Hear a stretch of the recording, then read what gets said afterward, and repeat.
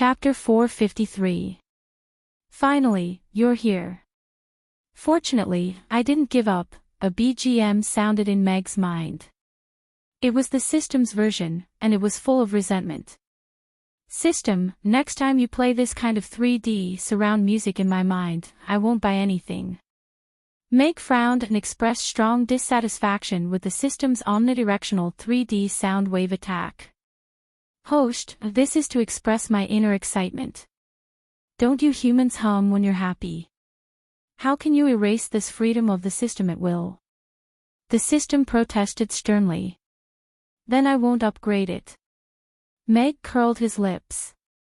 I think the host is right. This kind of behavior should be stopped. It can't be tolerated. The BGM suddenly stopped, and the system said with a flattering smile, now let's talk about upgrading the restaurant. The host's points are now enough to upgrade the restaurant to LV2. After upgrading the restaurant, a variety of permissions will be unlocked. At the same time, the restaurant will be transformed to a certain extent. Please confirm the upgrade. Meg looked at the restaurant upgrade agreement that appeared in his mind. He read it carefully from beginning to end. It was an ordinary transaction contract. There was nothing special about it, and it didn't state the permissions that would be upgraded after the upgrade, so he directly pressed the confirm button in the lower right corner with his mind.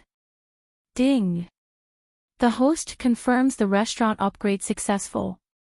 Ding! 50,000 points successfully deducted. Ding! The restaurant is being upgraded. It will take 3 minutes. During this time, the host is not allowed to enter the restaurant on the first floor. The system's prompts sounded one after another, and some voices came from downstairs. By the way, system, can you change the room on the second floor into a small children's playground? Meg asked in his mind. Anyway, this room was empty. If it was made into a children's playground, the two little guys could have another place to play. Sorry, host, this is not included in the upgrade package. The system refused, and then said sternly, also, please remember that the system is a serious gourmet system, not a builder. Please don't insult the system by transforming Latong Park. This is contempt and an insult to a noble gourmet system. Just tell me how much it will cost to transform it. Meg rolled his eyes and said directly. This. The system suddenly choked, and showed some hesitation. 1,000 gold coins. Meg bid. Deal. The system said without hesitation. Your body is quite honest. Meg curled his lips, then shook his head and said, you agree, but I refuse. It's too expensive. Host, the price can still be negotiated. The cost can be calculated according to the host's requirements. The price of the system's products is absolutely fair. Create a fun and interesting children's playground for the little princess in the limited space and accompany her to spend an interesting childhood. The system did not give up and continued. Show me the renderings first. Meg said straightforwardly. 1,000 gold coins was equivalent to 100,000 copper coins. Although the restaurant's current turnover was good, this was still a large sum of money. He couldn't spend it casually. Ding! The renderings of the indoor children's paradise have been transmitted. Please check them yourself. The system's voice immediately sounded. Meg looked at the list of renderings that appeared in his mind. The price started from 500 gold coins and gradually increased to 10,000 gold coins and even 100,000 gold coins. Meg opened them one by one. The one with 500 gold coins was similar to an ordinary modern indoor amusement park. It was decorated with cartoon wallpapers, a spring bed, a small swing, a wooden horse. All kinds of toys filled the whole room. It looked very childlike and there were a lot of them. It was just that they looked a little lacking in quality. It was like an amusement park where you could play for a day if you bought a ticket for $10. Scrolling down, the amusement park that cost 1,000 gold coins looked much more advanced, and there were many themes to choose from, such as Ocean World, Fantasy Purple Kingdom. Not only were there themes on the wallpaper, but the toys were also upgraded. In the corner, there was a small two-person merry-go-round, a cartoon dance machine, and a small electric wooden horse. It looked very high-tech. This feels good. Based on the size of this room, this level of amusement park is already the limit. If you put more large-scale facilities inside, it would be too much. Meg looked at the Fantasy Purple Kingdom and nodded with satisfaction. Then, he curiously continued to look at other amusement parks with higher prices. His expression gradually became strange. The ones with a starting price of 10,000 gold coins were basically the scale of an outdoor amusement park. All kinds of large-scale entertainment facilities were available. The amusement park with a price of 1 million gold coins was close to the scale of Disneyland. There were various theme venues, and it was not something that could be stuffed in a small room. According to the system, there were some high-tech venues among these venues, such as the Chuanjin Space Simulator, the Star Sea Travel Hall, the Black Hole Experience Hall, the Magic War Hall. Even Meg, a big friend, was a little tempted. If I use 1 million gold coins to build an amusement park and then sell tickets to the public, can I make money? Meg looked at the blueprint and thought in his heart. However, he quickly shook his head and rejected the idea. 1 million gold coins was a huge sum of money. The restaurant's turnover for several years might not be able to reach this amount. The investment cost was too high, and he could not be sure if there would be children coming to play. More importantly, if this 1 million gold coins were used to buy physical strength points, Meg's strength might be restored to its peak. Compared to this kind of long-term investment, it was obviously more important to restore his strength. Of course, if he could pull in venture capital, this was a good idea. Anyway, he did not have to pay for it. System, can the price of this Fantasy Purple Kingdom be lower? Meg looked back and asked in his heart. This was obviously the most suitable reconstruction plan at present. Host, this is already the cost price. The system has strict requirements for the quality of the product. The system can guarantee that the real thing is absolutely identical to the picture. At this price, you will make a profit. What are you still hesitating for? The system replied seriously. 500 gold coins. Meg said without hesitation. A line of ellipses silently floated in the system's mind. Then, it roared, Host, how can you bargain like this? Don't all bargains start with a 50% cut? Meg touched his nose and said as a matter of fact. The system fell into silence. I only have so much money. If it's okay, I'll take it. If not, I'll take the two little guys out to play. The outside world is more exciting. Meg stood up and walked towards the door. The 3 minutes were almost up, and the restaurant's renovation was about to be completed. Host, please wait. Do you think you can add a little more? Chapter 454. 1 copper coin, no more, Meg said without turning his head. Deal. The system gritted its teeth. Then let's modify it. The corners of Meg's mouth curled up. Although 500 gold coins was not a small sum, he would not even blink an eye if it was used to build a theme park for Amy. Ding! 500 gold coins and 1 copper coin have been successfully deducted. Fantasy Purple Kingdom theme park modification begins. Time taken, 3 minutes. Please wait. Ding! Restaurant upgrade complete. Congratulations, host, the restaurant has been successfully upgraded to level 2. The following changes have been made to the restaurant's upgrade. 1. Upgrade the omniscient door. It can detect the various data of all who enter the restaurant, including but not limited to 3 measurements: gender, strength, physical condition, etc. 2. At the same time, complete the expansion of the open-air seating area, adding 16 open-air seats to the restaurant. 3. Upgrade the restaurant and install a high-quality stereo surround sound system. Host can purchase music from the system to enhance the restaurant's style. 4. Upgrade the restaurant's defense level to level 4, which can defend the restaurant against all physical and magical attacks below level 4. In addition to the hardware modification, the restaurant's upgrade also unlocked a series of privileges for host, including 1. The right to purchase kitchen utensils is completely unlocked. Host can purchase utensils according to the price set by the system. 2. The right to experiment and research dishes is unlocked. 3. The right to teach dishes that host has already learned, but the number of teaching is temporarily limited to 2 people. The system's voice sounded. Meg stopped in his tracks.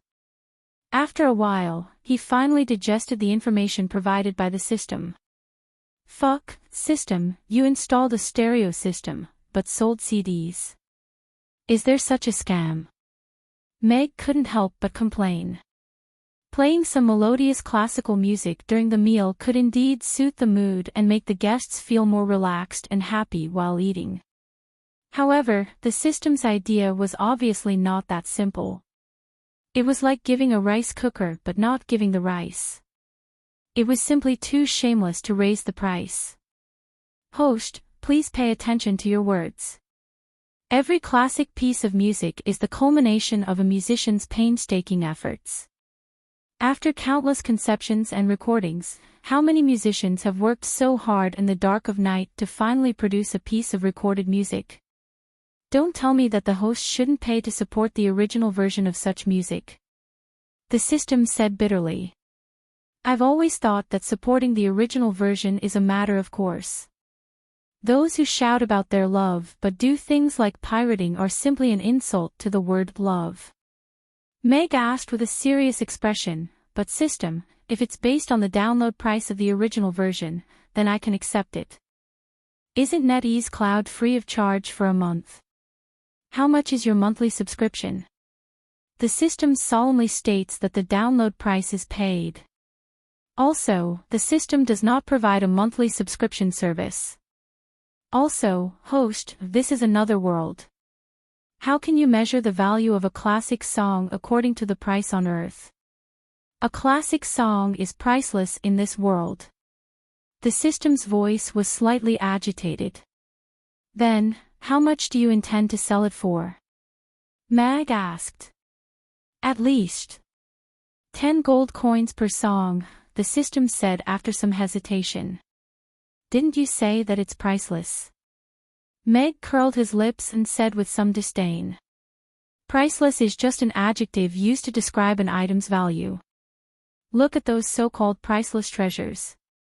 As long as they enter the bidding process, don't they all have a price? This priceless song is 10 gold coins per song, the system said without blushing at all. You spent $5 to download a song, and now you're selling it to me for $1,000. Do you think I'm stupid? Meg rolled his eyes and walked down the stairs. As he walked, he said, let's not talk about the song first. I'm more curious about the omniscient door. Also, putting aside the strength and physical condition, what the hell is with the 3 measurements in gender? Don't tell me there's such a thing as a crossdresser in this world. Host, please don't underestimate the danger of this world. When you see a girl and think she's very beautiful, it's very possible that she'll pull out something bigger than you. This kind of thing is very likely to happen.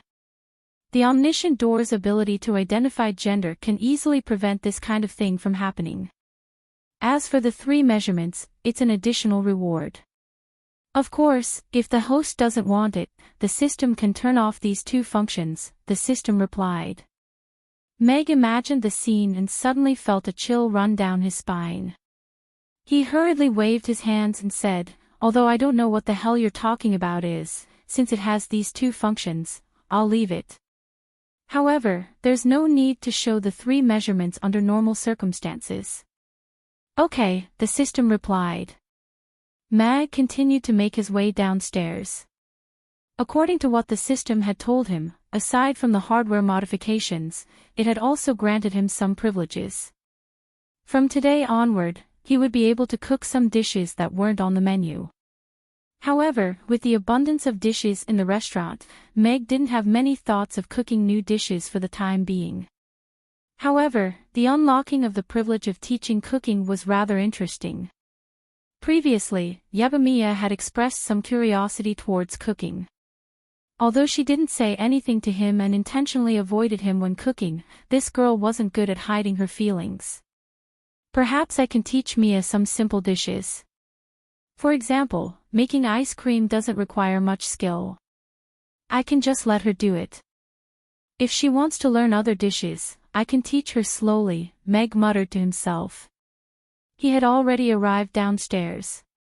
He turned on the lights and the restaurant was illuminated. The interior of the restaurant hadn't changed much. The sound system was embedded and hidden. As for the surround effect, Meg wasn't sure. A faint golden metal frame had appeared on the door frame of the restaurant. It was as thick as a thumb, and appeared to be some kind of decoration. However, an omniscient door system panel had appeared in Meg's mind, so this wasn't a simple decoration. Instead, it was the omniscient door that the system was referring to. Its effect was still to be tested. However, with this door that could detect one's strength, it would at least serve as a warning to Meg. He would also be able to understand the strength of the customers entering and leaving the restaurant. It wouldn't be easy to provoke people who shouldn't be provoked. When he opened the door and walked out, Meg's eyes immediately lit up. In the empty space outside the restaurant, there were 4 square tables and matching chairs. However, these tables and chairs weren't wooden like the ones in the restaurant. Instead, they were all made of metal. They were painted light brown and looked fresh and elegant. There was a small black and white lamp in each of the 4 corners. It was just enough to illuminate the area around the table. It didn't affect each other and looked very warm and pleasant. Perfect. Chapter 455. Host, please rate the upgrade as follows. 5 stars is very satisfactory, 4 stars is very satisfactory, 3 stars is average, 2 stars is not satisfactory, 1 star is extremely poor. The system prompted. 1 star, extremely poor. Meg replied without thinking. Host. This is a malicious negative review. You clearly said that it was perfect and that you were very satisfied with the upgrade.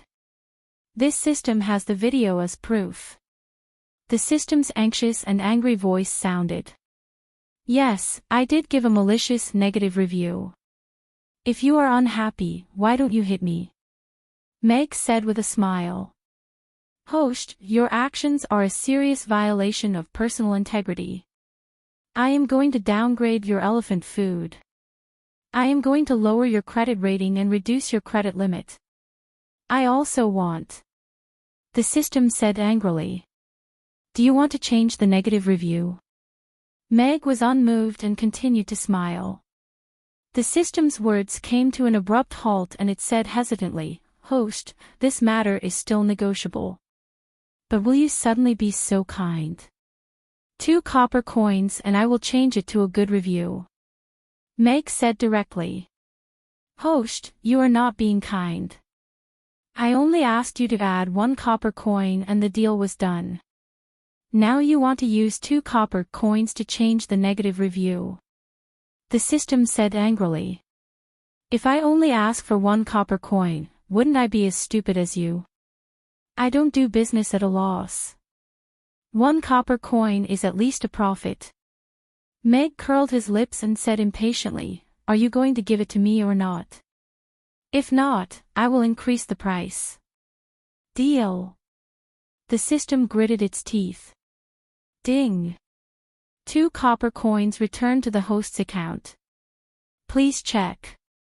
Meg listened to the notification in his mind and a satisfied smile appeared on his face. He changed the review again. He took another look at the outdoor seats outside.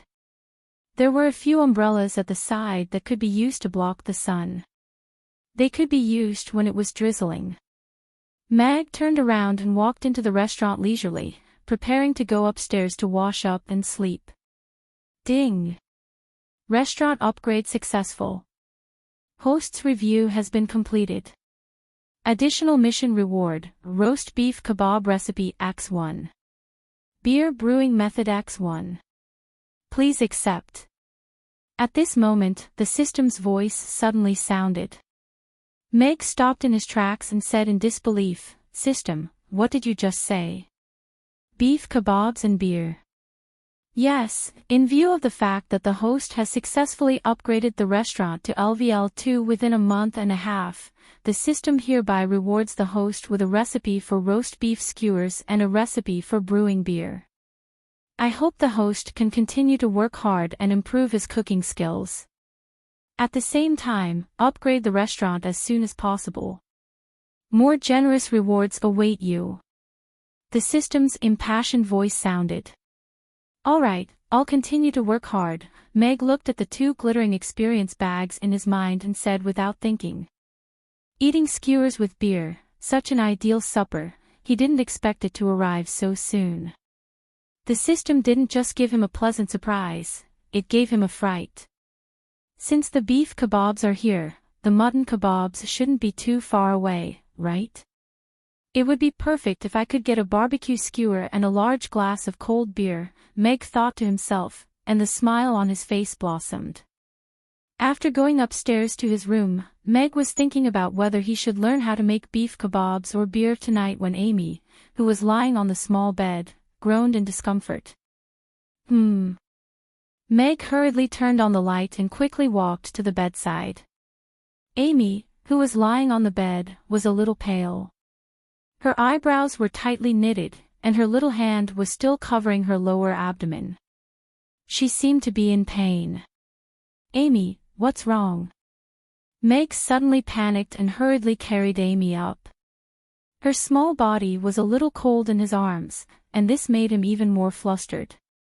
This kind of situation had never happened before. Duh. Father, my stomach hurts. Amy weakly opened her eyes and looked at Meg, then closed her eyes again and held her stomach in discomfort. Not good. It seems that the ice cream has upset her stomach. But what should I do now? There's no hospital nearby. Meg was a little flustered. At the same time, he was also blaming himself. He shouldn't have let children eat ice cream in the middle of the night. He was really not a good father. Although his life as a stay-at-home dad had been quite smooth recently, it was mainly because Amy had always been very obedient and had never caught a cold. In the end, he was still a newbie stay-at-home dad who had only taken care of a child for a little over a month. Now that something like this had happened, he was at a loss for what to do. Meow, meow, Ugly Duckling had woken up at some point. It rubbed its head against Amy's little hand and looked at her worriedly. I don't know where Sally lives. It's not very realistic to go and find her now. Oh, right, Cece. Meg's eyes lit up. He took a small blanket and wrapped Amy in it, then quickly carried her downstairs. Cece's nature magic also had super strong healing abilities. Its effect should not be inferior to Sally's life magic. Furthermore, she was living in Julian's magic potion shop right next door. Miss Cece. Miss Cece. Open the door. Meg carried Amy with one hand and banged on the door of the magic potion shop hard. He couldn't care less about whether he would disturb the residents in the middle of the night. Mr. Mac. The door of the magic potion shop creaked open. Cece rubbed her sleepy eyes and looked at Meg, who was standing at the door, puzzled. The tall and big Lulu stood behind Cece and looked at Meg with a grin. Miss Cece, Cece's stomach hurts. Can you use magic to heal her? She looks very uncomfortable, Meg said hurriedly with a hint of urgency in his voice. Little Amy. Come in quickly. Cece woke up immediately. She took a look at Amy, who was wrapped up tightly in Meg's arms, and hurriedly opened the door fully and walked in quickly. Lulu also quickly moved aside. Put little Amy on the counter. Did she eat anything tonight? Cece pointed a finger, and the oil lamp in the corner lit up. The dim yellow light illuminated the magic potion shop as she asked Mag, "What's the matter?" She had half an ice cream before going to bed. I shouldn't have given it to her. She must have eaten something cold, Mag said with a hint of self-reproach as he gently placed her on the counter and placed a small blanket under her.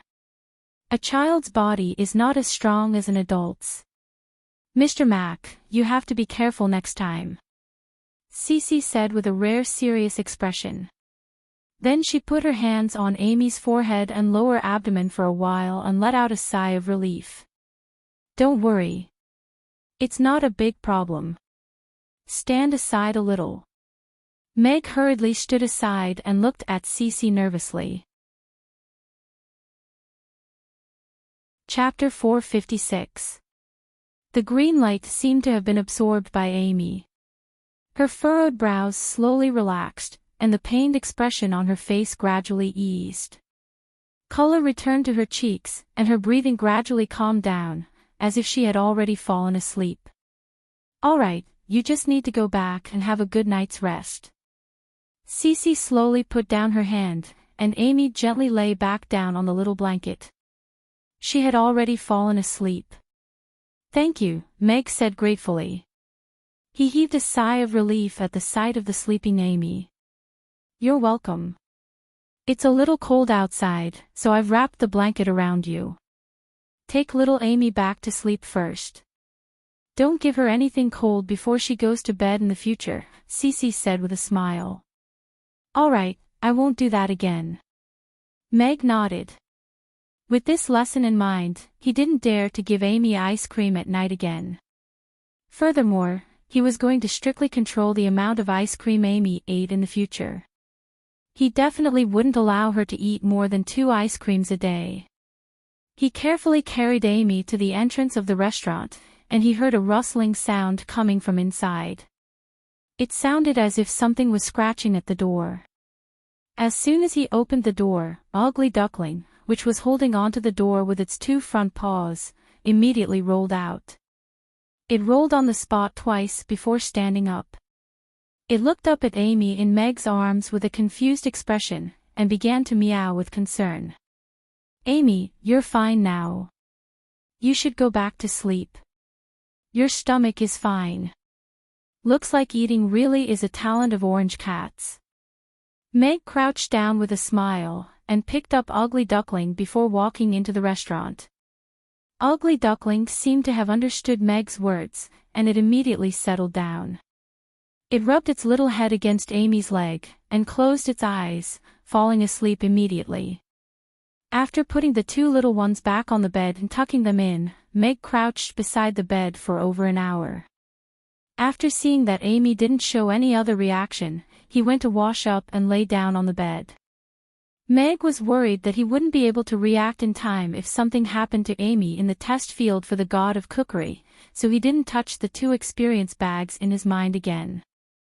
He didn't mind playing for a day. The next morning, Meg woke up early as usual.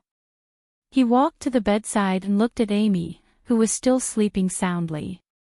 He gently leaned over and kissed the hair on her forehead. The little girl must have been tired yesterday, so he decided to let her have a good night's sleep today. As for the class, he would talk about it after she woke up.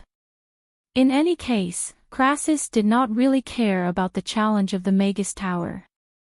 As for whether or not Amy would participate in the battle today, Meg would have to wait until she woke up to see how she was doing. If she was not in a good condition, he would definitely not let her compete with others. As expected, being a qualified father is not an easy task. The revolution has yet to succeed. Comrades, you still have to work hard. Meg sighed in his heart and turned to go downstairs to prepare the ingredients. Time flew by quickly.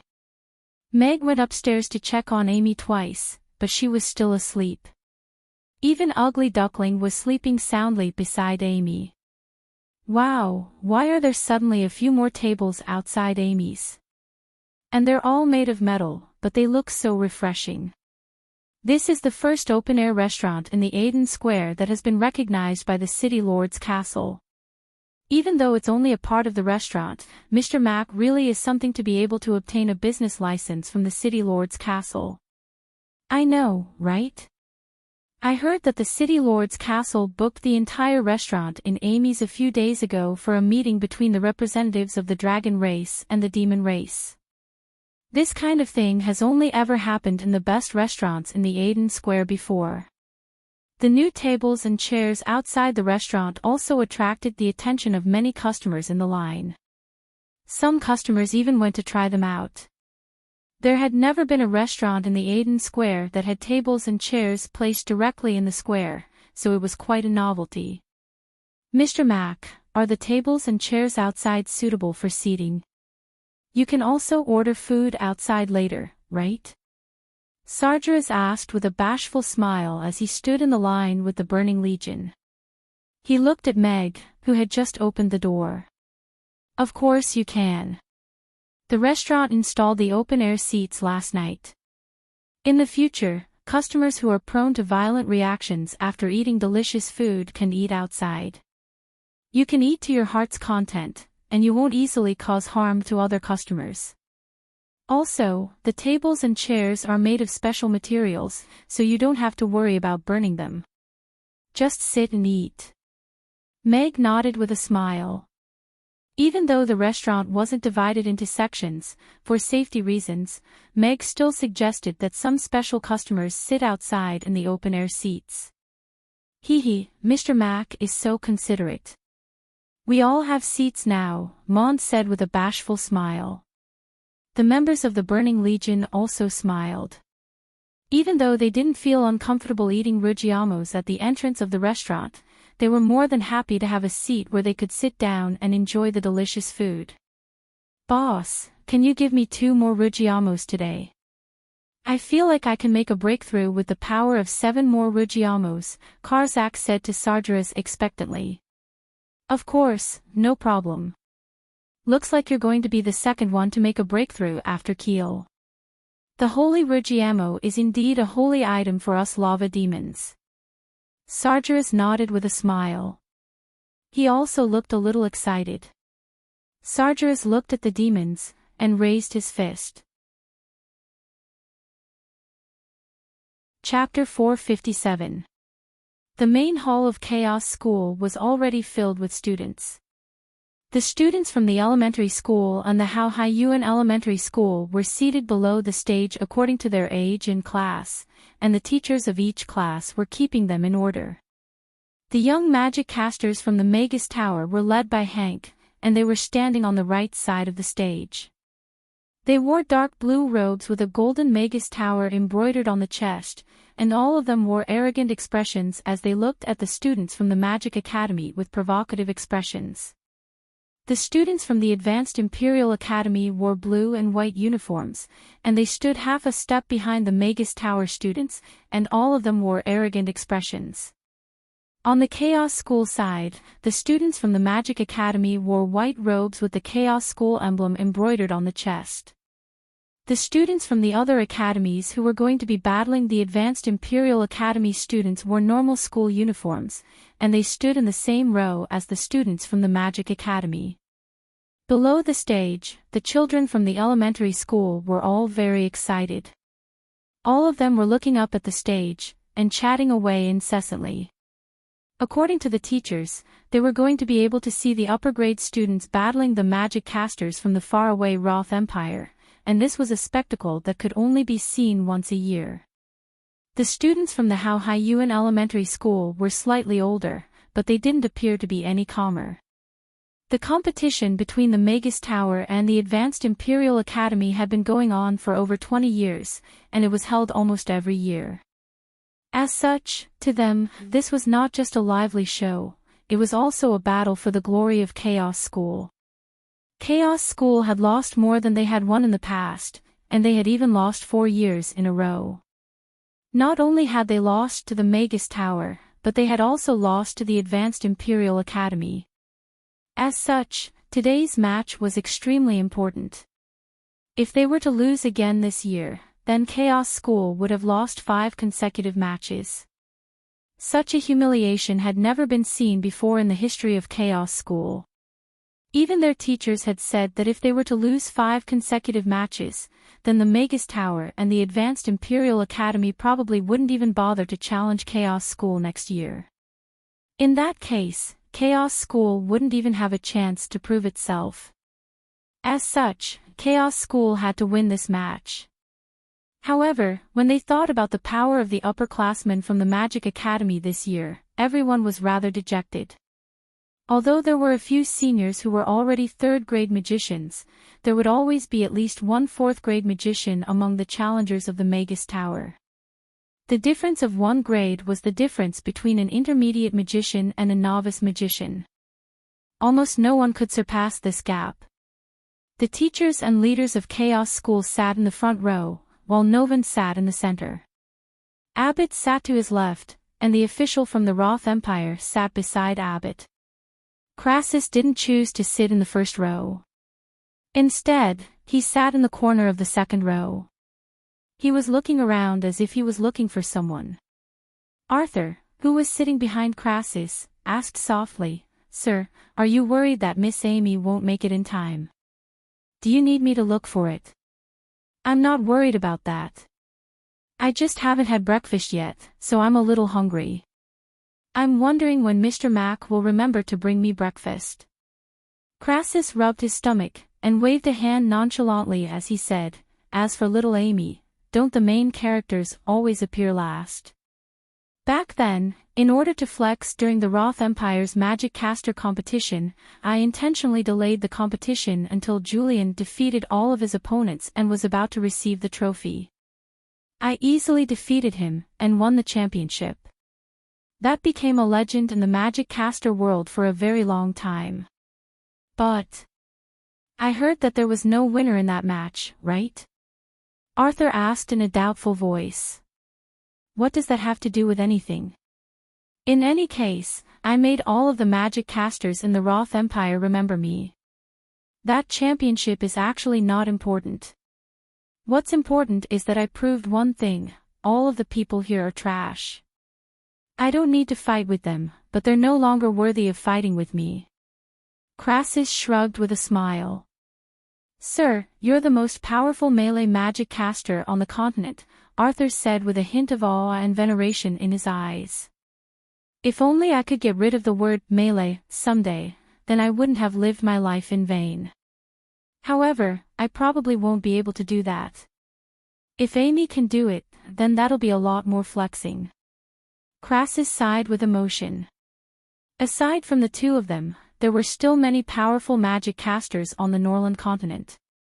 There was the Elven Queen, who hadn't appeared in battle for 100 years, the old dragon beneath the Dragon Island, the old witch in the Boundless Sea Realm, the old bastard in the Rodu Royal Palace. He didn't even know how powerful Irina was right now. However, with the assistance of the Tree of Life, she was most likely already on par with those old monsters. "Master Crassus, I congratulate you on accepting a disciple on behalf of the Magus Tower. Where is your beloved disciple now? Would it be possible for me to meet this young prodigy who was fortunate enough to be accepted as a disciple by the God of Fire?" The match hadn't commenced yet, and Abbott had also made his way over to Crassus with a smile. However, he was looking around, and he didn't see any half-elf girls among the Chaos School team. "Abbott, I didn't think that you'd be leading the team this time. However, it's my fortune to be able to accept a prodigy like Amy as a disciple." Crassus glanced at Abbott with a hint of mockery in his eyes, and said, "There's no need to look for her. My dear disciple isn't here today. Did those old bastards tell you to arrange for those little guys on the stage to fight my dear disciple?" Do they want to humiliate an old bastard like me who came all the way from the Magus Tower to Chaos City? Abbott's smile stiffened upon hearing this, and an awkward look appeared on his face. As expected, Crassus only appeared to be an easygoing man.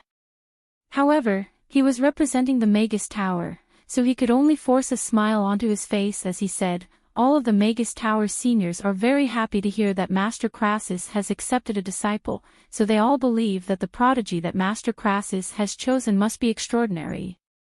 The juniors of the Magus Tower don't come to Chaos City often, so they'll definitely benefit immensely if they can take this opportunity to spar with your disciple. How can a bunch of youths who have studied magic for over 10 years benefit immensely from sparring with a 4-year-old little girl who has only studied magic for a month? Is it because I'm old that my ears are failing me, or is it because I don't even care about my face anymore?" Crassus asked with a hint of surprise in his eyes. Abbott blushed, and didn't know how to respond. Chapter 458. I certainly hope so. Abbott took a meaningful glance at Crassus, but he couldn't tell what he was thinking.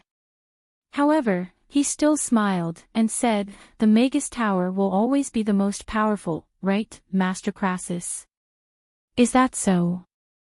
"I've never thought that, Abbott. You're getting ahead of yourself." Crassus shook his head as he looked at Abbott. "But you and Master Julian were the ones who founded the Magus Tower. During the Magic Caster Convention, you and Master Julian won the championship at the same time. He chose to leave Rodu, while you founded the Magus Tower. It took several decades of development for the Magus Tower to reach its current state. Don't you think he's the most powerful?" Abbott turned to Crassus with a perplexed expression. "This Magus Tower is no longer the Magus Tower of the past. It's grown into something that I don't like. It's like your wife giving birth to a son, but he's growing up to look more and more like your neighbor.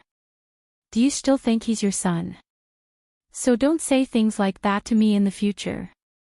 The Magus Tower now has nothing to do with me. I'm getting old, but I still have my pride." Crassus looked at Abbott with a serious expression. "I hope your disciple can perform well." Abbott opened his mouth to say something, but in the end, he nodded before turning to depart. She was a very naive little girl back then. She was the last one to enter the Magus Tower. She was a little weak, but she wasn't a bad person. Crassus shook his head as he continued to look toward the entrance. "Where's Amy? Is Amy going to compete against the magic casters from the Magus Tower today?" Daphne sat in her chair, trying her best to scan the crowd on the stage again. However, to her disappointment, Amy was still nowhere to be seen. "I don't think she has the right to participate in the competition yet. After all of the people on stage are seniors from the Chaos School, and they're all very powerful. She's only been studying magic for a month, so how could she represent Chaos School?" Ignatzu, who was sitting next to her, said as he scanned the crowd. "Of course not. Amy is super strong. As long as she participates, she'll definitely be able to defeat all of them," Daphne said confidently. "But Parker is really something. He actually represented the school in the math competition for the lower grades. But I feel that if Amy were to participate in this competition, she would be even better, right?" Ignatzu said again. "Little Amy won't be participating in the competition today, right? But why haven't I seen her yet?" Luna finally managed to get the children to sit down obediently. She was curious. She did not see anyone on the stage, and there was no one beside Crassus. So, where was she now? On the stage, the young magic casters of the Magus Tower were also sizing up their opponents with relaxed and arrogant expressions. "Is the disciple of Lord Crassus on stage? I heard that she's a half-elf girl, but there aren't any half-elves among those people, right?" George asked in a perplexed manner. "Looks like that little brat is scared. She doesn't dare to accept the challenge from the Magus Tower." A half-elf brat like her doesn't have the right to stand here and compete with us. She's going to become a laughingstock if word gets out. Hank pursed his lips as he looked at the students of the Magus Tower. He made no attempt to hide his disdain and mockery as he said, just like these bunch of idiots.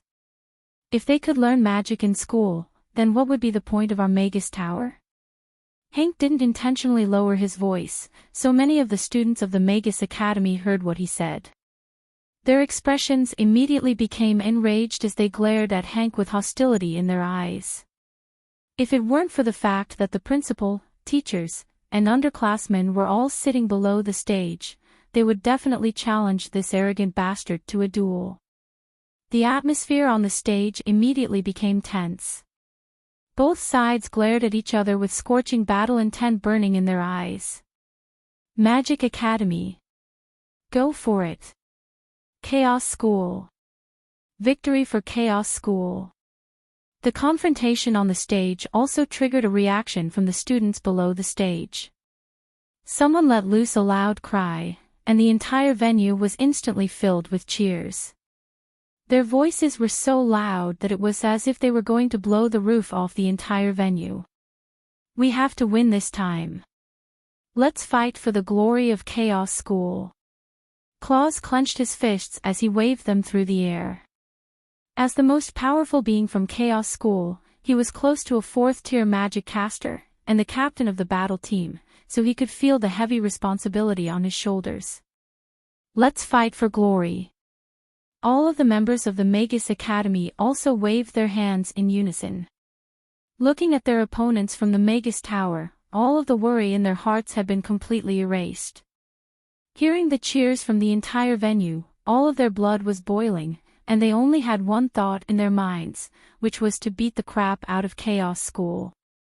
In that instant, their home field advantage was on full display. In contrast, all of the Magus Tower's young magic casters wore rather strained expressions. The deafening cheers from their opponents were giving them immense pressure. The oldest among them, Hank, was only 16 years old, while the youngest, George, was only 12 years old. Furthermore, this was the first time that many of them had stood in front of so many people, so they were all quite flustered. Don't worry, we're far more powerful than them. If magic casters can only rely on loud cheers, then what's the point of having prodigies? Hank chuckled coldly as he turned to Claus. He raised his right hand to his neck, and made a slicing motion with his right hand. All of the Magus Tower's young magic casters looked at Hank, and their hearts gradually calmed down. Hank was a fourth-tier magic caster, and the only intermediate magic caster present. With him here, they were going to win this match. Youthful vigor and unity, those things are far more important than victory. A smile appeared on Novan's face as he heard the cheers from the audience. He turned to the head of the school, and said, "Let's begin." Grinton nodded, and loudly announced, "Silence." The match between the Chaos School and the Magus Tower officially begins. The matches between the Advanced Imperial Academy and the Chaos School will be held in other arenas at the same time. The sound transmitter amplified his voice and transmitted it to everyone's ears. It even had a surround effect. The hall gradually fell silent, and all of the students from the Advanced Imperial Academy and the other academies left the stage. They were led to different arenas by the teachers, and only the young magic casters from the Magus Tower and the Magic Academy remained on the stage. Both sides were wearing Magus robes, one white, and the other blue, and they stood facing off against each other. Next up, I'll be announcing the rules for this match.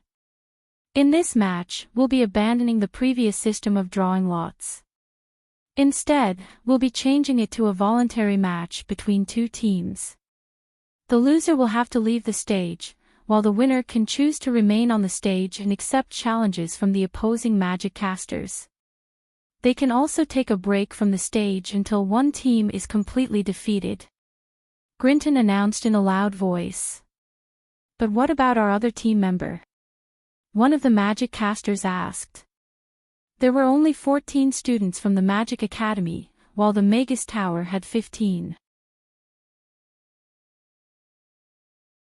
Chapter 459. I slept so well, Father. Are the guests not here yet? Amy came downstairs with Ugly Duckling in her arms, and looked at Meg, who was busy in the kitchen. Amy was still wearing her adorable teddy bear pajamas and a pair of slippers with little butterflies embroidered on them.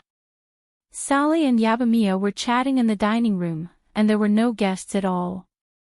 No, Xiaomi slept a little longer today, so the customers have already finished eating and left. Meg turned to Amy with a smile. Her complexion had already returned to normal, and he was very relieved to see her. Ha! Amy's mouth immediately gaped open, and she hurriedly said, "But Teacher Crassus, I'm going to beat up some bad guys today. If I'm late, won't the bad guys run away?" "Don't worry, the bad guys are right there, and they won't be able to run away. I made some delicious tofu pudding and Yangzhou fried rice for Amy this morning. Let's go to the school after that." Meg smiled as he made his way out of the kitchen with a plate of Yangzhou fried rice and a plate of tofu pudding. "It smells so good. Amy also thinks that I have to eat my fill to have the strength to beat the bad guys." Amy's eyes immediately lit up, and she skipped along with Mag. Her pointy little ears were trembling slightly, and she appeared to be very happy.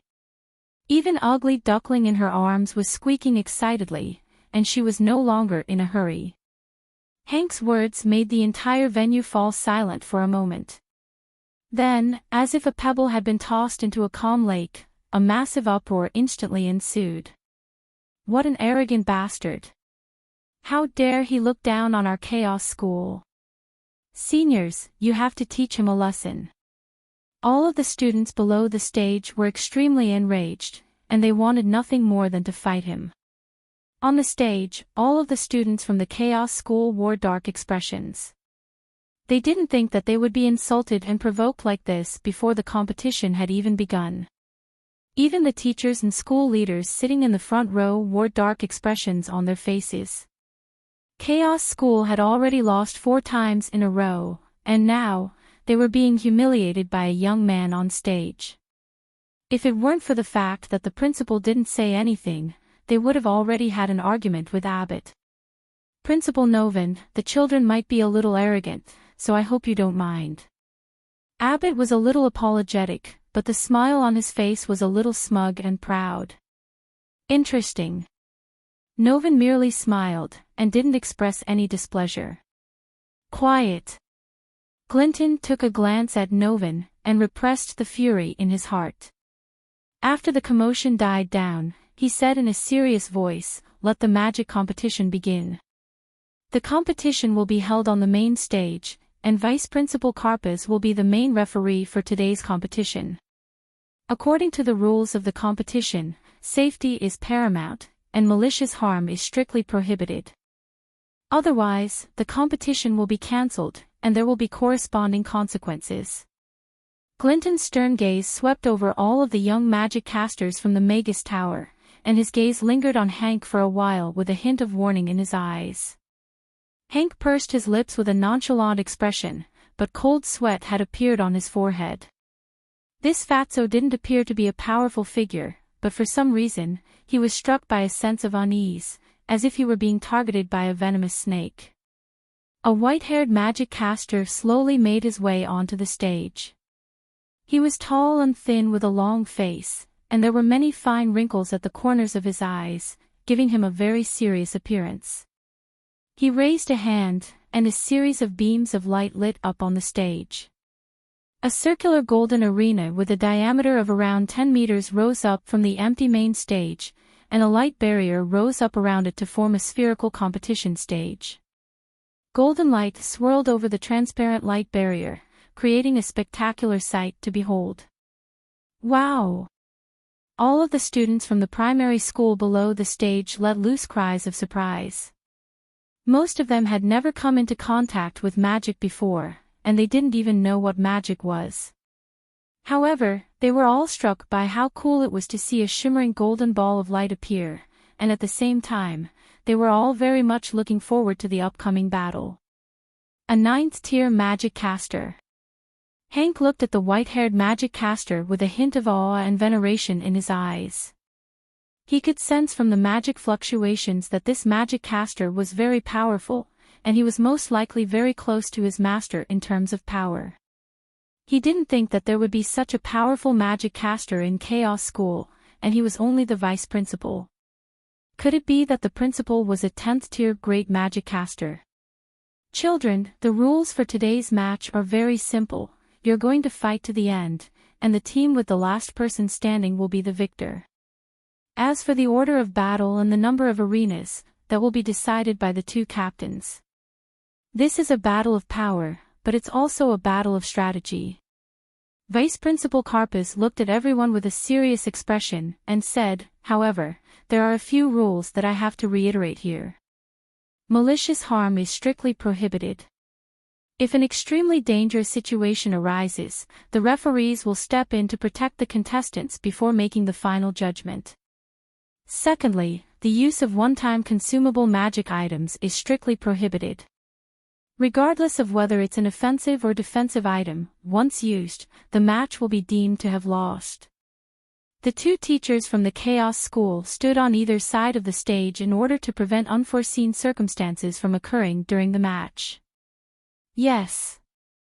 The members of both teams replied in unison before standing on either side of the ball of light with hostility in their eyes. Carpus nodded before extending a hand and said, "Next, let the first match begin. Captains, please arrange for your team members to enter the stage. George, you'll take the first 7 matches, I'll take care of the last 8. Hank patted George on the shoulder with a cold smile on his face, and said, "Show them what it's like to be dominated by the Magus Tower."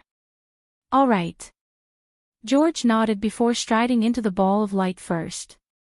All of the other Magus Tower members glanced at one another before opening their mouths. They were all rather indignant, but none of them dared to say anything in the end. "Neil, you'll go first." George is a 3rd-tier wind magic caster who specializes in wind magic. You're an earth magic caster who specializes in defense, so you'll be able to counter him. Even if you can't beat him, you'll be able to exhaust his energy as much as possible to give your teammates an advantage, Klaus instructed.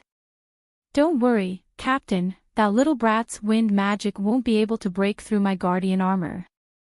I'll toss him out of the stage like a chicken," Neil said with a bashful smile before striding into the ball of light. Chapter 460. Go back to primary school, little guy. You shouldn't be here. Neil clenched his fists, and his knuckles cracked as the muscles on his arms bulged. Magus Tower, George Goodyear. George didn't offer any rebuttal as he calmly announced his name. Neil Barkley. Neil cracked his neck as he stared at George with a vicious look in his eyes. Senior student Neil, a 3rd-tier earth magic caster. I heard that even senior student Claus wasn't able to break his earth guardian armor during the last magic caster examination. He's super powerful. Senior student Neil has already won the battle.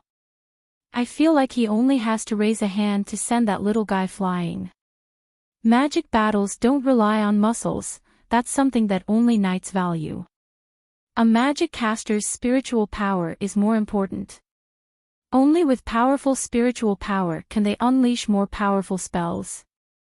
All of the students below the stage began to discuss spiritedly among themselves upon seeing this. At the same time, the children in the kindergarten began to cheer for Neil. Our senior student is going to win, right? Daphne clenched her fists with excitement. Not necessarily. I heard from my father that the Magus Tower is the gathering place of the most powerful magic casters on the Norland continent. It has the most powerful magic casters on the continent. Ignatius shook his head as he looked at George. He didn't quite agree with Daphne's words. If only Amy were here. She'd definitely be able to defeat this guy with ease. Daphne sighed with a wistful expression as she began to search for Amy in the crowd. Both teams have entered the arena. Let the match begin. Carpus announced, and his calm voice reverberated throughout the entire venue. "Little guy, today." Neil grinned and wanted to say something else. "Profound of wind, wild wind blade slash." George had no intention of listening to Neil's nonsense. He swept his arms through the air, and 5 crescent-shaped wind blades that were around half a meter in length appeared. The crescent-shaped wind blades then rose up from the left, forming a line in mid-air before flying toward Neil. So fast. Neil's expression was still relaxed, but he didn't dare to slow down in the slightest. He abruptly pressed his right hand against the ground and yelled, "Earth Guardian armor, appear." A brown rock armor began to climb up from his legs and right hand at the same time, quickly covering his entire body. His originally tall and strong body looked even stronger after being covered with a layer of thick rock armor. His fists were also covered with rock gloves that were covered with spikes. His head was also covered with rock armor, and only his eyes were exposed. He had turned into a rock man. "Come on!" Neil yelled as he raised his fist and launched it forward. Bang! A soft sound rang out, and the first wind blade was dispersed by Neil's fist. The second punch easily dispersed the wind blade, and only 2 shallow marks were left on the gloves. The 3 wind blades behind him suddenly changed directions and avoided Neil's fist, landing on his chest and neck respectively. 3 dull thuds rang out, and Neil's muscular body was forced back 3 steps. Rubble flew everywhere, and 3 shallow dents were left behind. However, they were still unable to break through his armor. "That's not enough." Neil raised a hand to his chest, and a dull thump rang out. The 3 shallow dents on his armor healed at a rate that was discernible to the naked eye, and they were completely repaired in the blink of an eye. As long as he stood on the ground, he would be able to draw upon the power of the earth to infinitely repair his armor. So powerful! A burst of raucous cheers rang out from below the platform. The Magic Academy students were also ecstatic. If George couldn't break through Neil's Earth Guardian armor, then Neil's chances of victory were extremely high. As long as he could get close to George, there would be no way for him to resist. In that case, let's face the wind. George looked at the smug Neil with furrowed brows, and a serious look appeared on his face. He extended his right hand, and abruptly clenched it into a fist as he chanted, "Wind element, heed my call. Pillar of fierce wind, descend." "What's going on now?" Neil looked at George with a perplexed expression, but he was already making his way toward him, preparing to end this battle. Boom! Right at this moment, a tornado with a diameter of around a meter descended from the sky, crashing down 2 meters in front of Neil. It swept toward Neil in a straight line. The violet wind pillar and green wind blades revolved around it in a frenzy, producing whooshing sounds. Small cracks appeared on the thick black stone floor, and a layer of stone powder was shaved off from it. Ultimate spell, Pillar of Fierce Wind. "Be careful, Neil!" Klaus exclaimed as he stared at the pillar of wind and the calm young man with incredulity in his eyes. Aside from magic casters being ranked from 1 to 10, there was also a separate ranking system. Magic casters ranked from 1 to 3 were elementary magic casters, intermediate magic casters ranked from 4 to 6 were intermediate magic casters, advanced magic casters ranked from 7 to 9 were advanced magic casters, and magic casters ranked from 10 were great magic casters. The most important reason for this kind of classification was to classify magic skills. Magic skills were divided into beginner, intermediate, advanced, ultimate, forbidden, and great forbidden. Generally, magicians could only use magic that corresponded to their own strength. However, there were some magicians with super talent who could use high-level magic. Such magicians were almost invincible in the same level. They were absolute geniuses. The Pillar of Fierce Wind that George had just summoned was an intermediate spell, so George was most likely a 3rd-tier magic caster. He's not a bad talent. Novin looked at George with a hint of surprise in his eyes. Looks like Chaos School is going to lose again. Many of the teachers heaved internal sighs, and their hearts sank. It's just a pillar of wind, watch me destroy it with a single punch. Giant arm. Neil wasn't fearful in the slightest. He took a step forward, and his right arm instantly doubled in size. His entire arm was wrapped in a thick layer of rock, and he abruptly brought it crashing down toward the pillar of wind. All of the spectators looked on with rapt attention. All of the lower-grade students' eyes widened, and their little hands were already in front of them. They were waiting for senior brother Neil to destroy the pillar of wind with a single punch, and then toss that guy off the spectator stands. They were about to erupt into raucous cheers. The giant rock hand quickly clashed with the pillar of wind, and a muffled thump erupted as Neil's fist crashed into the storm. However, the frantically rotating storm didn't dissipate just like that. Instead, it surrounded Neil's arm, and the rock armor on his arm and body were being sliced away at a rate discernible to the naked eye. Furthermore, his burly body was also swaying unsteadily in the storm, and his feet were even beginning to leave the ground. Once they left the ground, he would lose the power of the earth, and his armor wouldn't be able to regenerate. In that case, there would be no more suspense in this match. A hint of panic finally appeared on Neil's face, and he struggled to unleash more spells. "Rise!" George said in a calm voice, and the pillar of wind suddenly spun even faster. Neil's massive body was swept up like a kite with its string cut, and he crashed onto the ground with a muffled thump. Most of his magician's robe had been shredded, and he was completely disoriented from the impact. The entire stadium instantly fell silent. Everyone was looking at Neil, who was sprawled out on the ground, and George, who was still standing at the center of the competition platform, with incredulity in their eyes. "You shouldn't have come here." George looked at Neil with a hint of mockery in his eyes. "You." Neil was so enraged that he fainted on the spot.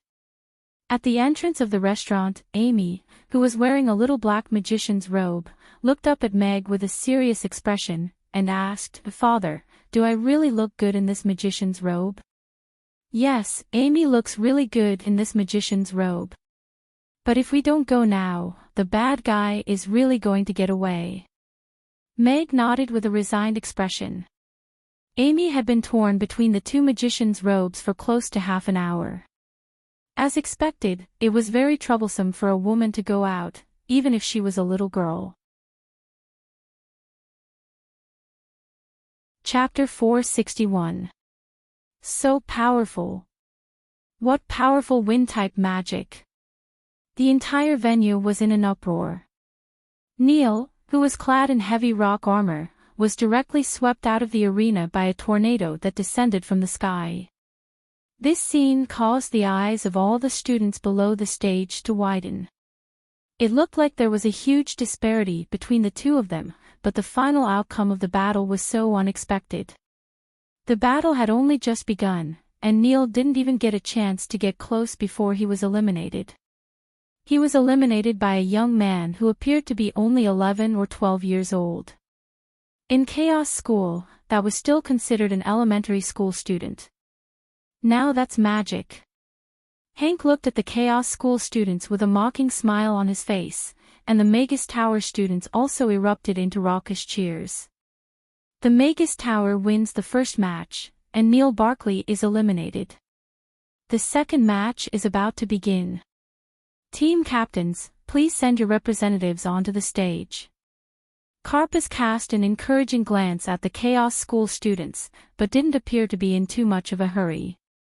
Liant, you're up next. Klaus glanced at George with some fear, and his complexion didn't look too good. Although he could also cast intermediate spells, he definitely couldn't do it as easily as George. If he were to fight George, the outcome of the battle was still unknown.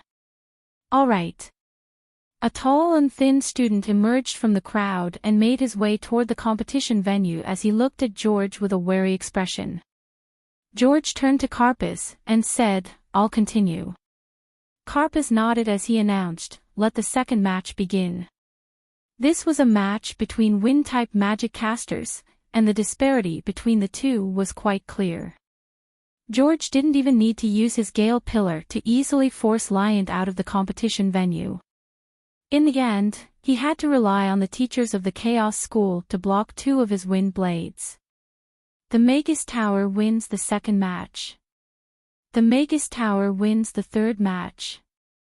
The Magus Tower wins the seventh match. Carpus' calm voice sounded from time to time, and the entire venue was deathly silent.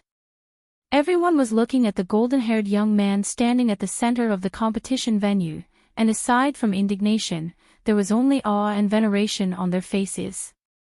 Aside from the third-tier magic caster from Chaos School, who posed a slight threat to him in the last match, all of the other magic casters were easily forced out of the competition by his wind blades. There was a stark contrast between his young age and his powerful magic, striking despair into everyone's hearts. "Thank you." George nodded at Carpus before sweeping his gaze over the students who hadn't gone up onto the stage yet. He shook his head in a bored manner before turning to leave the stage. "Good job, George. Leave the rest to me." Hank patted George on the shoulder and walked into the arena with a smile. He waved at Klaus and said, "You're the captain, right? It's too boring to beat you all one by one, so I'll give you a chance now. The remaining 8 of you will split into 2 groups, and 4 of you will face me at the same time. If you can beat me, you'll win today's match. If you lose, the Magus Tower will most likely never challenge Chaos School again. It's too boring to do something like this. You." Klaus stepped forward with an enraged expression as he glowered at Hank. He had been humiliated in front of his junior brothers and sisters, and had lost 7 matches in a row, so he couldn't muster up any words of rebuttal. The disparity in power between them and Hank struck despair into his heart, so he turned to the teachers with a pleading expression. All of the other students from the Chaos School were also enraged. However, so many of their peers had been defeated by a young man who appeared to be much younger than them, and 2 of them were among the most powerful among them, so even if they were to take his place, the result would still be the same. However, after hearing what Hank had just said, it appeared that he was most likely even more powerful than them. That green-haired guy is going to take on 4 of them at once. All of the students below the stage were stunned and enraged by what they were seeing. Hank had not only insulted the students from the Chaos School, but he had also insulted the entire Chaos School. This kind of belittling was even more depressing than losing a match. "Abbott, isn't this against the rules?" Clinton turned to Abbott with an enraged expression. They had already anticipated that Chaos School would lose to the Magus Tower, but at the very least, they had been able to hold their own against the Magus Tower in the past few years, so at the very least, Chaos School hadn't lost too badly. However, the rules had been changed this year. If Chaos School were to be completely destroyed by 2 people from the Magus Tower, then the reputation of Chaos School would most likely be severely tarnished. Many of the teachers in the front row were also looking at Abbott and Novin with unfriendly expressions. Today's match had completely exceeded their expectations and control, and it was most likely that only Principal Novin would be able to keep things under control. "We've decided to delegate the rules to the children in this year's competition. They're the ones who are negotiating the rules now, so it's up to them whether they agree or disagree. We're not trying to force them. If you're not happy with the results, you can call them off, then set up new rules for them. As long as it's fair and just, I have no objections." Abbott turned to Clinton with a smile. "Let the children decide for themselves. Some experiences are far more important than victory," Novin said in a calm voice. He then turned to the Chaos School students on the stage with a smile, and said, "The children have done very well. Besides, the outcome hasn't been decided yet, right?" "Yes." Clinton looked at Novin in silence for a moment before nodding in the end. All of the other teachers were rather surprised to hear this, but they also turned away and didn't say anything. Abbott took a meaningful glance at Novin, and also didn't say anything. This was a spatial magic caster who was feared by many of the great magic casters in the Magus Tower. Klaus didn't receive any help from the teachers, and Karpaz also silently agreed with Hank's words. He withdrew his gaze and took a deep breath to calm himself down.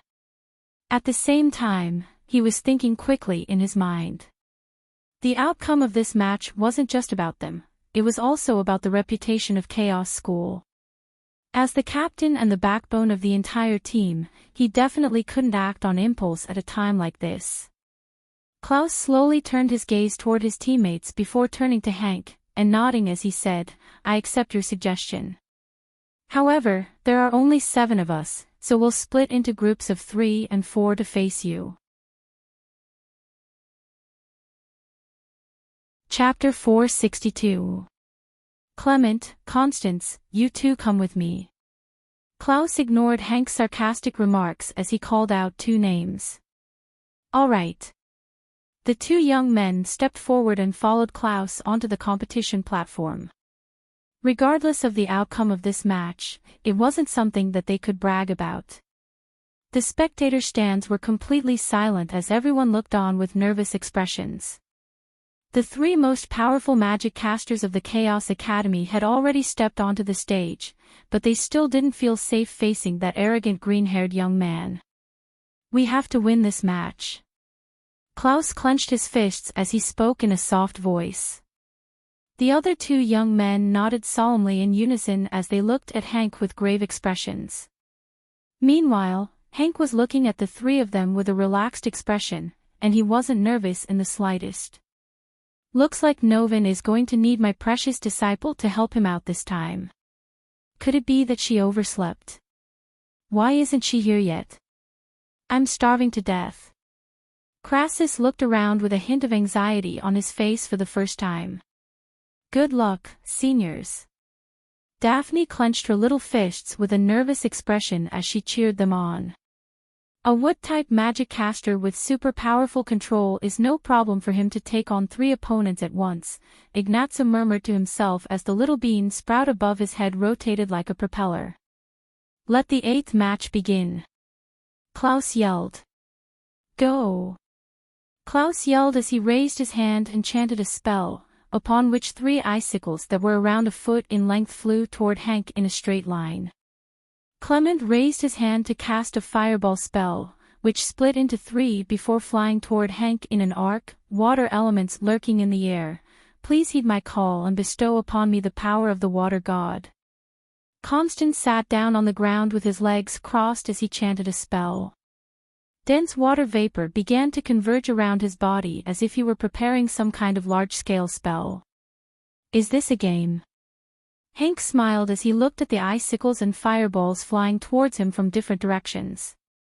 He raised his left hand and a green light appeared in front of him, quickly condensing into a hollow wooden shield made of vines. The 3 icicles and 3 fireballs smashed into the wooden shield one after another. The seemingly fragile wooden shield lit up with a green light. The icicles shattered and the fireballs exploded, but they didn't break the wooden shield at all. They didn't even break a single vine. He's an intermediate magician. Go all out. Klaus's expression was extremely solemn. He was able to easily defend against their attacks with a wooden shield. Such strength confirmed the information that they had received earlier. The 3 of them didn't have much hope of defeating him. In my name, summon the snowball technique. Klaus waved his black wand forward, and ice and snow began to materialize above Hank, as if something were about to descend. Fireball chain. Clement yelled as he pointed his wand at Hank, and the 5 fireballs flew toward him in a line. Summon the waves, give him the ultimate attack. Constance's voice suddenly became louder as he pointed his wand at Hank. A blue wave that was 3 meters tall and 3 meters wide appeared out of thin air, immediately following which a chain of fireballs flew toward Hank. Snowball, descend. Klaus roared at the same time, and the ice and snow that had materialized abruptly fell, transforming into basketball-sized snowballs that crashed down toward Hank like meteors. 2 intermediate magicians and 1 primary magician. We should be able to win this time, right? All of the students from the Chaos School looked on with wide eyes. The 3 most powerful magic casters in the school combined could even put up a fight against a 4th-tier magic caster. All of the students below the stage were also looking on with anticipation in their eyes. That green-haired guy was simply too despicable, and they would be able to vent all of their frustrations if they could defeat him. Even the teachers were getting a little nervous. This battle was going to determine the outcome of the competition. If the 3 of them couldn't defeat him, then the 4 of them who were clearly weaker than him would be completely meaningless. That's more like it. Hank looked on at the 3 spells that were hurtling toward him, and there was no hint of fear on his face. Instead, a hint of interest appeared on his face, and he began to chant a spell before waving his wand above his head. The green wooden shield that was originally only in front of him instantly transformed into a round ball that enshrouded him. The fireballs exploded upon contact with the wooden ball, sending countless sparks flying into the air. The large snowballs crashed into the wooden ball, creating a series of deep craters, and the raging waves almost completely flattened half of the wooden ball.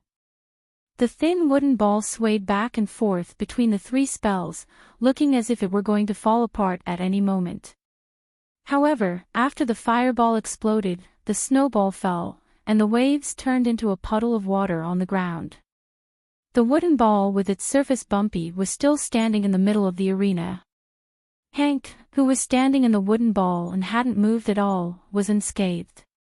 There wasn't even a single drop of water on his body. Klaus and the other 2 were panting heavily upon seeing this, and they were struck by a sense of despair. They weren't even able to break through Hank's defenses, so there was no longer any suspense in this battle. He's completely unscathed. All of the students below the platform were also feeling rather disappointed. They had been looking forward to seeing this, but their attacks were completely ineffective. Chapter 463.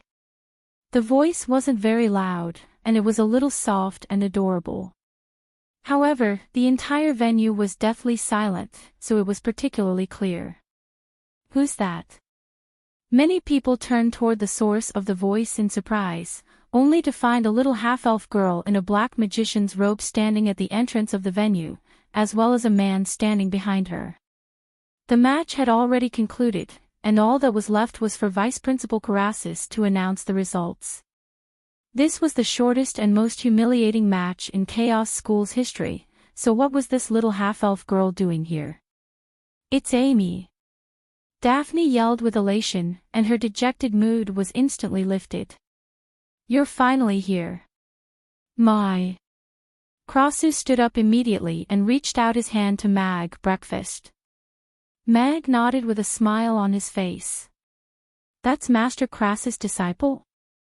Didn't our academy give her a spot for this match? But can such a little girl really use magic? Yeah, she looks to be only 3 or 4 years old. She can't even hold a wand properly, so how is she going to unleash magic? There's no way she'll be able to do that. Some of the teachers were discussing quietly among themselves.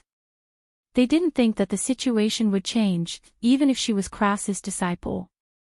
On the stage, Hank also turned to look at the entrance.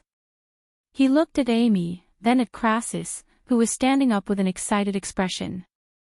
His brows furrowed as he asked, "Who are you?" "I'm Amy, and I'm here to beat up bad people.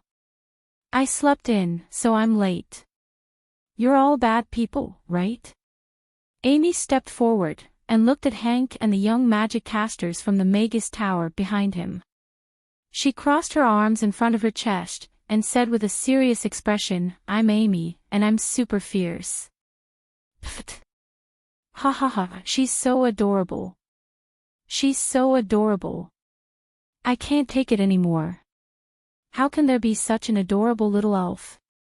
This is unbelievable.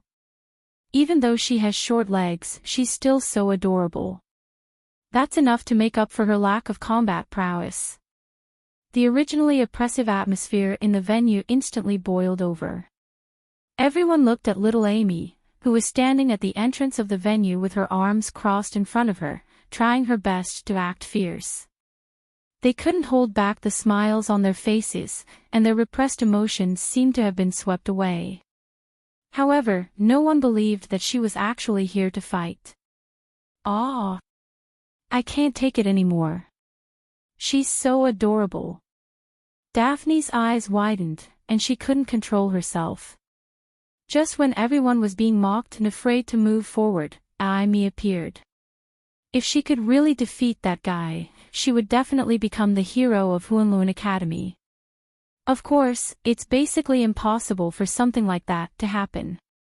Ignazio was also getting a little excited as he thought quickly in his mind. Looks like the situation at Chaos School isn't too good.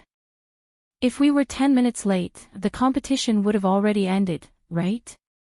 Meg, who was standing behind Amy, quickly assessed the situation on the stage. The Magus Tower representatives were all neatly dressed, and seemed to be in good condition. In contrast, the Chaos School representatives were all dejected, and many of them had injuries on their bodies. It appeared that they had all been defeated. Meg had thought that the competition had only just begun, so he hadn't been in a hurry. However, it appeared that it had been worth it to be dragged around the school by Amy. Hank was just about to throw in some harsh words when he saw Amy, and his facial muscles trembled as he forced himself not to burst into laughter. She's clearly cheating. She's clearly just a half-elf, but why does she look so funny? Is she trying to make me laugh to death with her short legs and serious expression? You're saying you're here to beat me up? Hank pinched his own thigh to wake himself up as he looked at Amy with a stern expression. That's right, green-furred monster. I'm here to beat you. Amy nodded with a serious expression. However, she then turned to Crassus, who was standing in the corner of the second row, with a hesitant look on her face. Master Crassus, is that him? That's right, little Amy. You just have to beat all of them. Crassus nodded with a smile. He then waved at Meg and said, Mr. Mac, come sit here. I'm starving. Green-furred monster. Hank glared at Amy with wide eyes. He hated it when people talked about his hair, and this half-elf bastard actually gave him the nickname of green-furred monster. As expected, half-elves really were inferior races. No matter how much they looked like humans, they weren't humans. Very good. So you're Master Crassus' disciple. We came all the way from Rhoda for you, little brat. If you're not afraid of death, then come up here. We'll show you what a Magus Tower is. Hank pointed a finger at Amy with disdain in his voice. If I were you, I'd retract my finger. Otherwise, I might not be able to retract it. Crassus turned around and glared coldly at Hank. Hank's expression abruptly changed, and he immediately retracted his finger. At the same time, he gulped and shut his mouth. In that instant, he seemed to have seen killing intent in Crassus' eyes. Old man, I'm going to teach your disciple a lesson. Hank slowly lowered his head and gritted his teeth as he thought to himself. So she's Master Crassus' disciple, but she looks younger than I thought. Can she really use magic? If I attack her, I'll be laughed at when I get back, George thought to himself with furrowed brows as he appraised Amy. Father, I'm going to fight the big bad guy. Please bestow upon me power. Amy turned around and looked at Meg with a sincere expression. Go, be careful. Meg smiled as he gently pressed his right thumb against Amy's forehead. All right. Amy nodded before turning to Hank and yelling, Stand there, green-furred monster. I'm going to beat you guys up. Amy made her way toward the main stage as she spoke. Her legs were a little short, so she walked a little slowly, but her strides were very determined. Could it be that she's really going to take the stage. A 4-year-old little girl is going to take on a Magus Tower by herself. Everyone looked on with incredulity as Amy made her way toward the main stage. However, her father and her master were both present, and they weren't stopping her from taking the stage. Instead, they were encouraging her. What was going on? Chapter 464.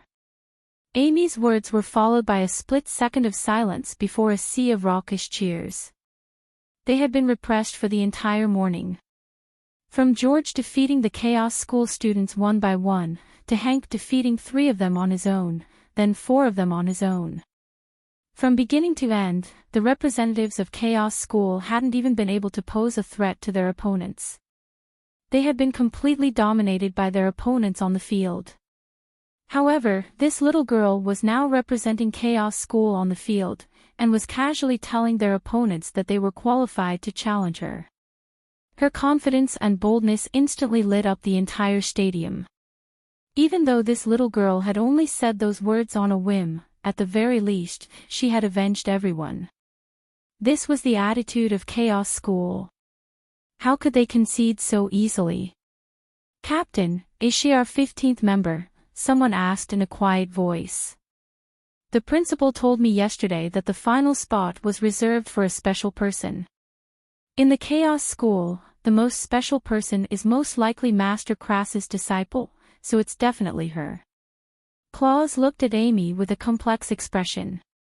He didn't have any hope that Amy could defeat the Magus Tower, but she hadn't brought shame to Chaos School and the Chaos School.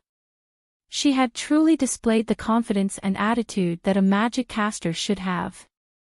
In contrast, they had lost all of their matches in a hurry, and they were feeling very guilty that they hadn't been able to set a good example for their juniors. Everyone else was also thinking the same thing, and they reflexively stood up straight and puffed out their chests with renewed vigor on their faces. It wasn't a big deal that they had lost, but if they couldn't recover from this setback, then they would truly be trash. Crassus also turned to Amy with a benevolent smile on his face. She was able to make Crassus and Julian fight over her, so she had to be a rare prodigy. However, she had only been studying magic for a short period of time, so it was clearly very unlikely that she would be able to defeat her opponents today. However, her disposition and temperament had already determined that she would become a powerful being in the future. The most important thing to a powerful being was the heart of a powerful being, absolute confidence. So that's Crassus' disciple? There doesn't seem to be anything special about her, so why is Crassus so confident in letting her play? Abbott narrowed his eyes as he looked at Amy. He then turned to look at Meg, who was holding a box in his hand. When Hank was pointing at the little girl earlier, he seemed to have sensed something different about him, but now, he looked like an ordinary person again. "Sorry, Amy wasn't feeling well last night, so I let her sleep in a little longer this morning." "She almost missed the match," Meg said apologetically as he sat down next to Crassus with a lunchbox in his hand. "It's fine. Compared to these guys fighting, of course Amy's sleep is more important." Crassus waved his hand dismissively and took the bag from Meg. He opened it and said bitterly, "But Mr. Mac, you made me wait for a long time. I'm already so old, and I almost starved to death because of you. This is too much." "I don't think it's a good idea to eat here," Meg said with a peculiar expression. "What's wrong with that? It's very immoral to let a 100-year-old man starve to death here," Crassus said in a matter-of-fact manner before opening the lids of the tofu pudding and braised chicken and rice. The aroma of the tofu pudding and braised chicken instantly wafted through the air. The aroma of the shiitake mushroom and chicken was particularly rich, and it spread extremely quickly, attracting the attention of many people. "What a delicious smell! What is this?" Many people immediately began to look around. This aroma was simply irresistible, even in a tense situation like this. Which little brat brought food to the venue again? Grinton turned around with an angry expression. He was about to use his authority as the head of the school to order the little brat to deliver the food to his office. "You have a problem with that?" Crassus asked as he put down his chopsticks. Grinton looked at Crassus, who was holding the lunchbox, and swallowed the rest of his words. Instead, he smiled and said, "Please enjoy your meal." "All right."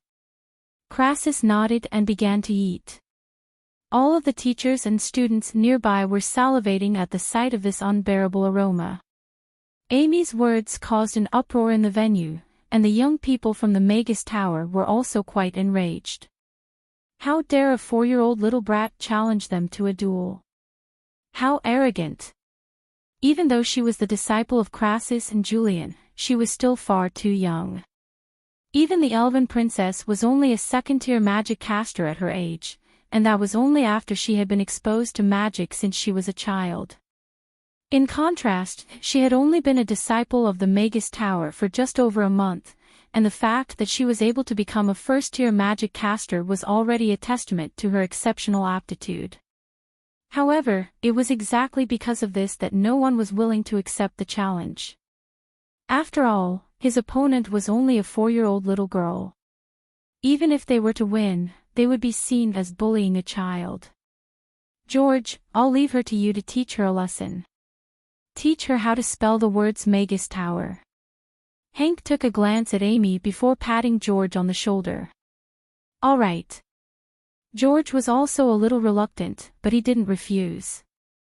He slowly made his way toward the stage, which was enshrouded in a light barrier, and stopped 4 meters away from Amy.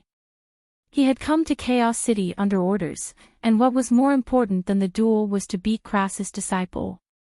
This was clearly his only chance. "George Goodyear." George looked at Amy, and announced his name. "I'm Amy." Amy also announced her name with an excited expression on her little face. This was her first official duel with a magic caster. "The 10th round of the duel begins now," Carpus announced loudly. Everyone gradually fell silent as they stared intently at the 2 contestants on the stage. Even though they didn't think that Amy would be a match for George, they still wanted to see what she was going to do, even if it was just a basic spell. George looked at the tiny Amy. This was the first time that he had encountered an opponent like her, and he was feeling rather uncomfortable. His brows furrowed as he said, "You're younger than me, so don't say that I'm bullying you. I'll give you a chance to make the first move. If you can cast a spell, then you can cast a spell first. Otherwise, you won't even have a chance to do so. You're older than me, so I'll also give you a chance to cast a spell. You only have 1 chance to cast a spell." Amy also looked at George with a serious expression on her face. What an arrogant bitch. Green light began to converge on the wand in George's hand as he prepared to defeat her in a single strike. "I'm super serious." The wand in Amy's hand transformed into a purple wand that slowly hovered in front of her. She spread open her little hands, and a ball of fiery red flames and a ball of icy blue flames rose up from her palms at the same time. They were then slowly fused together to form a ball of ice and fire that was half icy blue and half fiery red. Chapter 465.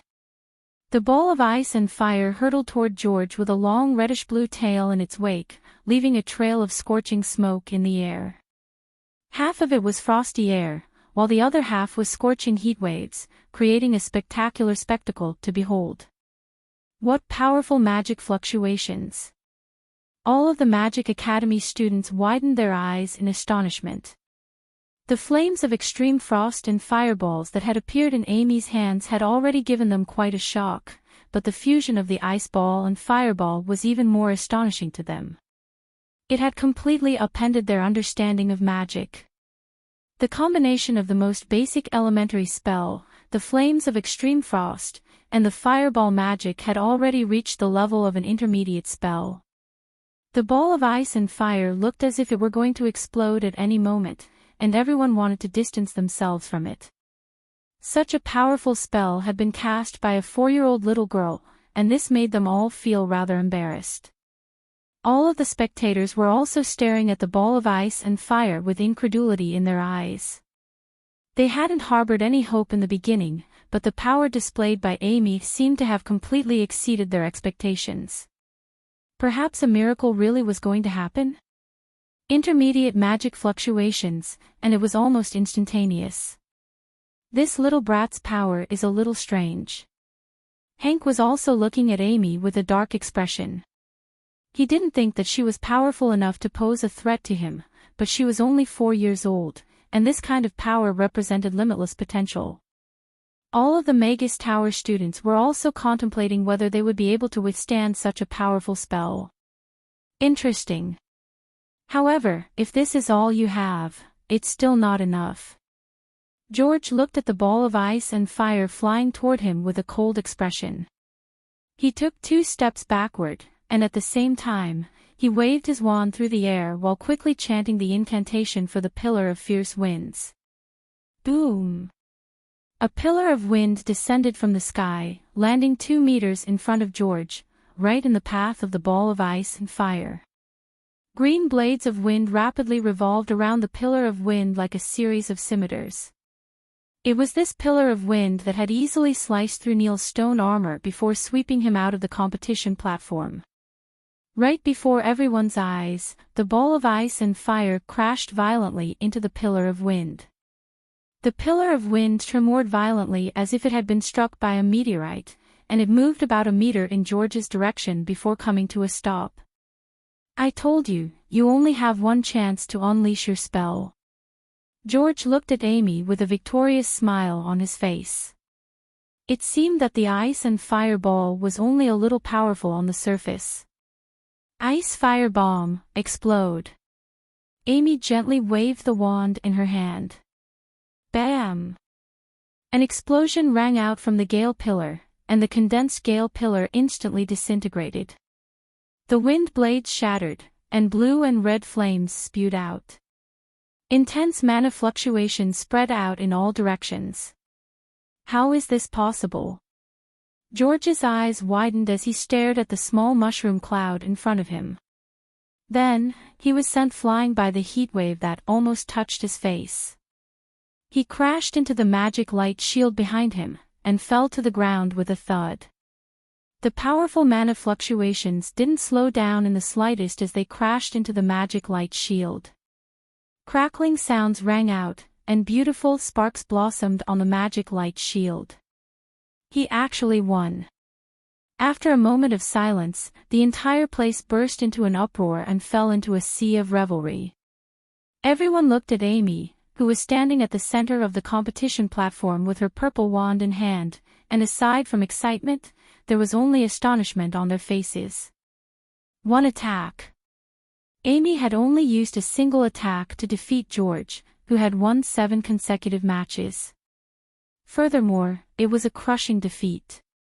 George was completely unable to retaliate, and had lost all of his ability to battle.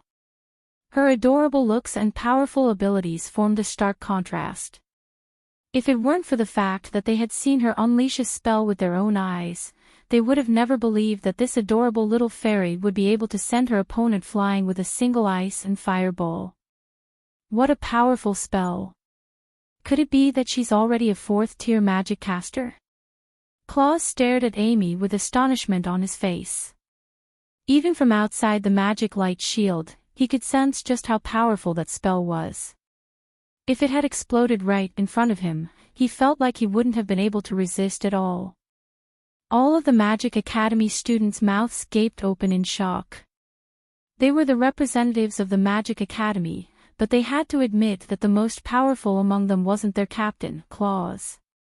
Instead, it was this little junior girl. How could this be? This is impossible. George's clothes were in tatters, and his face was covered in soot as he lay sprawled on the edge of the competition platform. He tried his best to raise his head to look at Amy, but he was still unable to accept the fact that he had been defeated by Amy. I told you that you only had one chance to unleash the spell, so you lost, Amy said with a serious expression as she looked at George. You. A burst of fury welled up in George's heart. His vision darkened, and he fainted on the spot. Amy's so awesome. She's so cool. Daphne immediately rose to her feet as she yelled. How did she become so powerful? It's so stressful to be friends with her now. Ignatzu scratched his head with a conflicted expression. Little Amy's so awesome. I didn't think that she would be so talented in magic. Back then, I wanted to stop Mr. Meg from sending her to learn magic. Luna's mouth was slightly agape as she looked at Amy with incredulity in her eyes. She thought back to what she had said to Meg in the past, and a blush appeared on her face. She really is a prodigy. Her mastery of magic has already reached such a high level at such a young age. She's most likely going to break all of the records left behind by the Elven Princess. Crassus was also looking at Amy with a hint of amazement in his eyes. Ice and fire fusion required one to be proficient in both ice and fire magic, and one had to have an extremely high mastery of both types of magic. She's improved so much in just one night. Little Amy really is a natural magic caster. Crassus had also put down his chopsticks with a pleased smile on his face. Looks like Amy has improved again. This rate of progression is really putting a lot of pressure on me as her father. Meg listened to the raucous cheers around him, and a proud smile appeared on his face as he looked at Amy, who was standing at the center of the stage. A 4-year-old 4th-tier magic caster? Even the Elven Princess couldn't have done that. This is the real reason why Krasu and Urian, who have been rivals for hundreds of years, finally reconciled and accepted the same disciple. A prodigy like her is extremely rare. Abbott looked at Amy with a serious expression, and he was unable to hide the astonishment in his eyes. The 10th match goes to Chaos School. Karpaz announced in a loud voice, and his voice had involuntarily risen a few octaves. George was carried off to the side by 2 magic casters from the Magus Tower, and the entire stadium erupted into raucous cheers. Who would have thought that this little magic caster would be responsible for Chaos School's first victory? Chapter 466. Hank's entrance caused the entire venue to fall silent again. His ability to easily defeat the 7 students from the Chaos Academy by himself had left a deep impression on everyone, and he was even more powerful than George. If he were to challenge Amy, what would the outcome be? The young magic casters of the Magus Tower were also quite concerned. They were quite confident in Hank's abilities, but Amy's spell was simply too powerful. If any of them were in her place, they definitely wouldn't be able to withstand it. George and Hank had combined forces to easily defeat the 14 people from the Chaos Academy. Even though it was a little boring for them to accompany George, they would at least be able to complete their mission. However, an unfathomably powerful half-elf magic caster had suddenly appeared. She was only a 4-year-old magic caster, and this had cast a veil of uncertainty over the direction of this match. If the Magus Tower were to lose this match in such a manner, they would have to endure the wrath of their teachers when they returned. Hank was also feeling a little frustrated. As the team leader of this match, his ambition was to win all of the matches and humiliate Chaos School. However, he didn't think that his plan would be ruined by Amy. Not only had George lost, but he had also lost in a very ugly manner. A 3rd-tier magic caster had been insta-killed by a 4-year-old half-elf. If news of this were to spread, the reputation of their Magus Tower would most likely be severely tarnished. As such, he had to avenge himself. Furthermore, he had come here to challenge Crassus' disciple in the first place. Prior to his departure, his master had told him that if he had the chance, he had to humiliate the Crassus. That was the most important thing for him to do on this trip. Back in the day, the Magus Tower had once been divided into 2 factions over whether magic should be used in melee or long-range attacks. Following the departure of the Crassus from the Magus Tower, and the lack of melee magic inheritances, the conflict gradually died down. However, his master, Brent, was the #1 supporter of Great Elder Richard, and had always held a grudge against him. As such, he had specifically sent him here to avenge Amy. Amy had already demonstrated her ability in magic. Even if Hank defeated her now, it wouldn't bring him any praise. Instead, it would make him seem like he was bullying the weak and had an unfair advantage. However, if this competition could turn into a battle between melee magic and long-range magic, then as the only disciple of Crassus, it wouldn't be a problem for him to represent the melee magic team, while he would represent the Magus Tower. As Brent's disciple, if he could defeat Amy, then he would be able to claim that long-range magic was superior to melee magic. As for the difference in age and strength, it was not important to the rumors. What was important was the result of this challenge. Everyone would only know that the disciple of the #1 melee magic caster on the continent had lost to Brent's disciple, Hank. If Master were to hear this, he would definitely be very happy. Hank's lips curled into a sinister smile. He looked at Amy like a wolf looking at a little lamb, contemplating where he should tear her apart with his sharp teeth. Melee magic. I'm super good too. Amy looked at Hank with a confident expression. Then, she asked with a peculiar expression, "But do you really want to be bashed in the head by my big club, green-furred monster? If I bash you with my club, you're going to cry." Another burst of raucous cheers erupted from below the stage. Amy had given everyone so many surprises and hot-blooded emotions today. Everyone had been wondering whether Amy would accept Hank's challenge. Even if she refused, no one would think much of it. After all, even Senior Claus and the other 2 seniors had been easily defeated by him. Having defeated George, Amy had already won a victory for Chaos School. Even if they lost today's challenge, at least it wouldn't be too embarrassing. However, to everyone's surprise, Amy's reply was still as simple and crude as ever. Even though her tone was still as adorable as ever, her words were inexplicably quite domineering. As expected of my disciple. She's just like me. Magic is naturally the best at melee combat. If anyone refuses to submit to me, then I'll bash them with my club until they do. Crassus chortled with elation.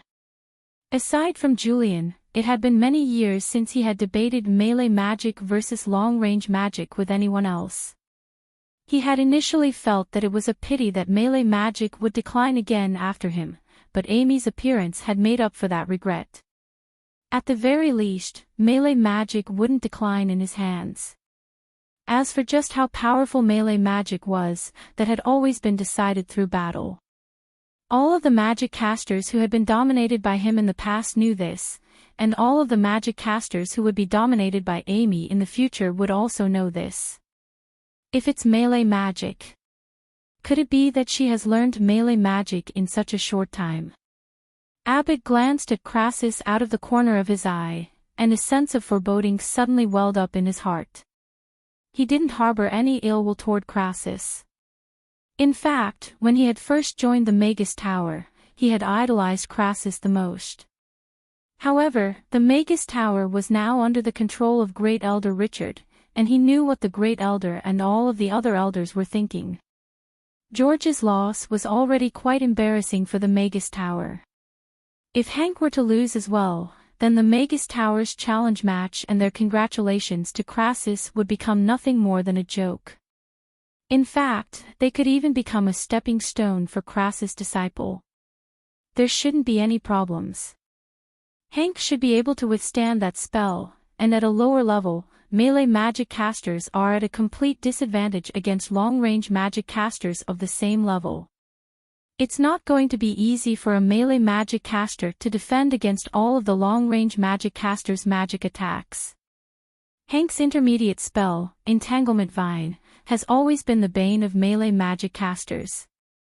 Abbott quickly calmed himself down, and he also sighed with emotion as he looked at Amy on the stage. If such a prodigy didn't die prematurely, she would definitely leave a mark on the magic world of the Norland continent. I hope you're not the one who's going to cry, little brat. I'm not going to go easy on you. Hank's green fur was standing on end as he glowered at Amy with a cold expression. Green fur monster, I hope you won't cry so loudly. You're so ugly, so you're going to be super scary when you cry. It's not going to be good if you scare the kids. Amy also looked at Hank with a serious expression. The 11th match of the challenge match, begin. Carpus announced in a loud voice. The two teachers were standing not far away from each other, and the female teacher standing close to Amy was only around 2 meters away from her, looking as if she were ready to attack at any moment. Little brat, you're a melee magic caster, yet you're only using such a small wand. Hank wasn't in a hurry to attack. Instead, he looked at the wand in Amy's hand, and sneered, don't tell me you don't even have a staff. Is Master Crassus that poor?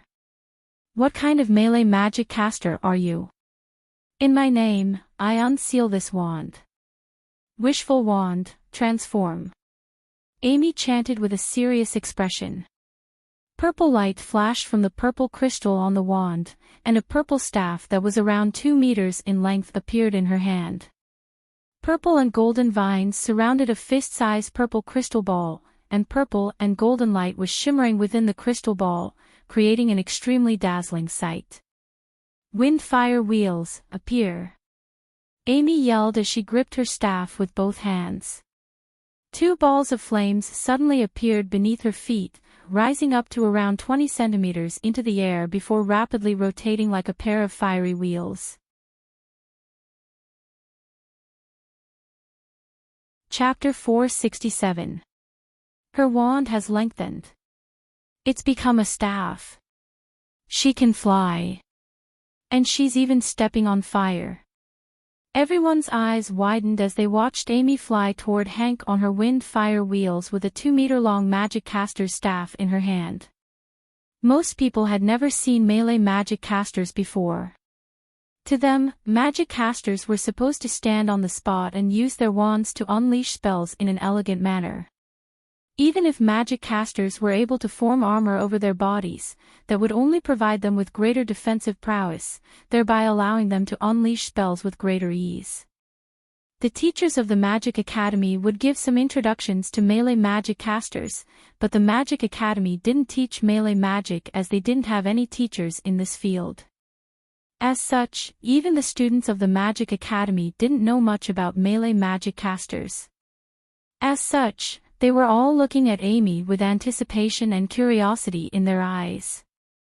If a magic caster wanted to move quickly, the simplest method was to use teleportation magic. However, that was only spatial teleportation, not flight. As such, Amy was flying at a low altitude atop her wind-fire wheels, looking extremely cool. Teacher, I also want to learn that, a student of the Magic Academy said to the teacher beside him. I also want to learn that. The teacher's eyes widened as he stared at Amy with astonishment in his eyes. Could it be that this little brat really knows melee magic? Hank's eyes narrowed at the sight of Amy flying toward him, but he didn't slow down in the slightest. He pointed his wand forward, and said in a cold voice, Vines hidden underground, heed my call. Bind your enemies and plunge them into the abyss for all eternity. Green light lit up from the ground in front of him, and a series of black vines emerged from the ground, wriggling like the tentacles of an octopus. There were as many as 8 vines, each of which was as thick as an adult's thigh, extending for over 2 meters out of the ground. They formed a circle, and at the same time, they abruptly swatted down toward Amy, obscuring everyone's line of sight. It appeared that they were trying to flatten Amy in an instant. A female teacher had already appeared outside the circle of vines in a flash, and she raised her wand as if she were preparing to attack. Carpus took a glance at the vines before raising a hand, indicating for the teacher not to be in a hurry to attack. This. Meg suddenly stood up and looked at the stage nervously. It's a problem that can be solved with normal procedures. Don't worry. Crassus ate a mouthful of tofu pudding calmly without panicking at all. Everyone in the audience was sweating profusely. After all, this was what Hank had used to throw Klaus and the others out of the arena. Now, they only had to focus on Amy. Moreover, Amy was flying too close to the arena and was surrounded by the vines. Even if she wanted to release the ice fireball from before, it would be too late. Was this the end of her journey? Please. Amy, you have to win. Daphne clenched her fists tightly with a nervous expression on her face. Can she escape? On the stage, Klaus and the other students from the Magic Academy were also quite nervous.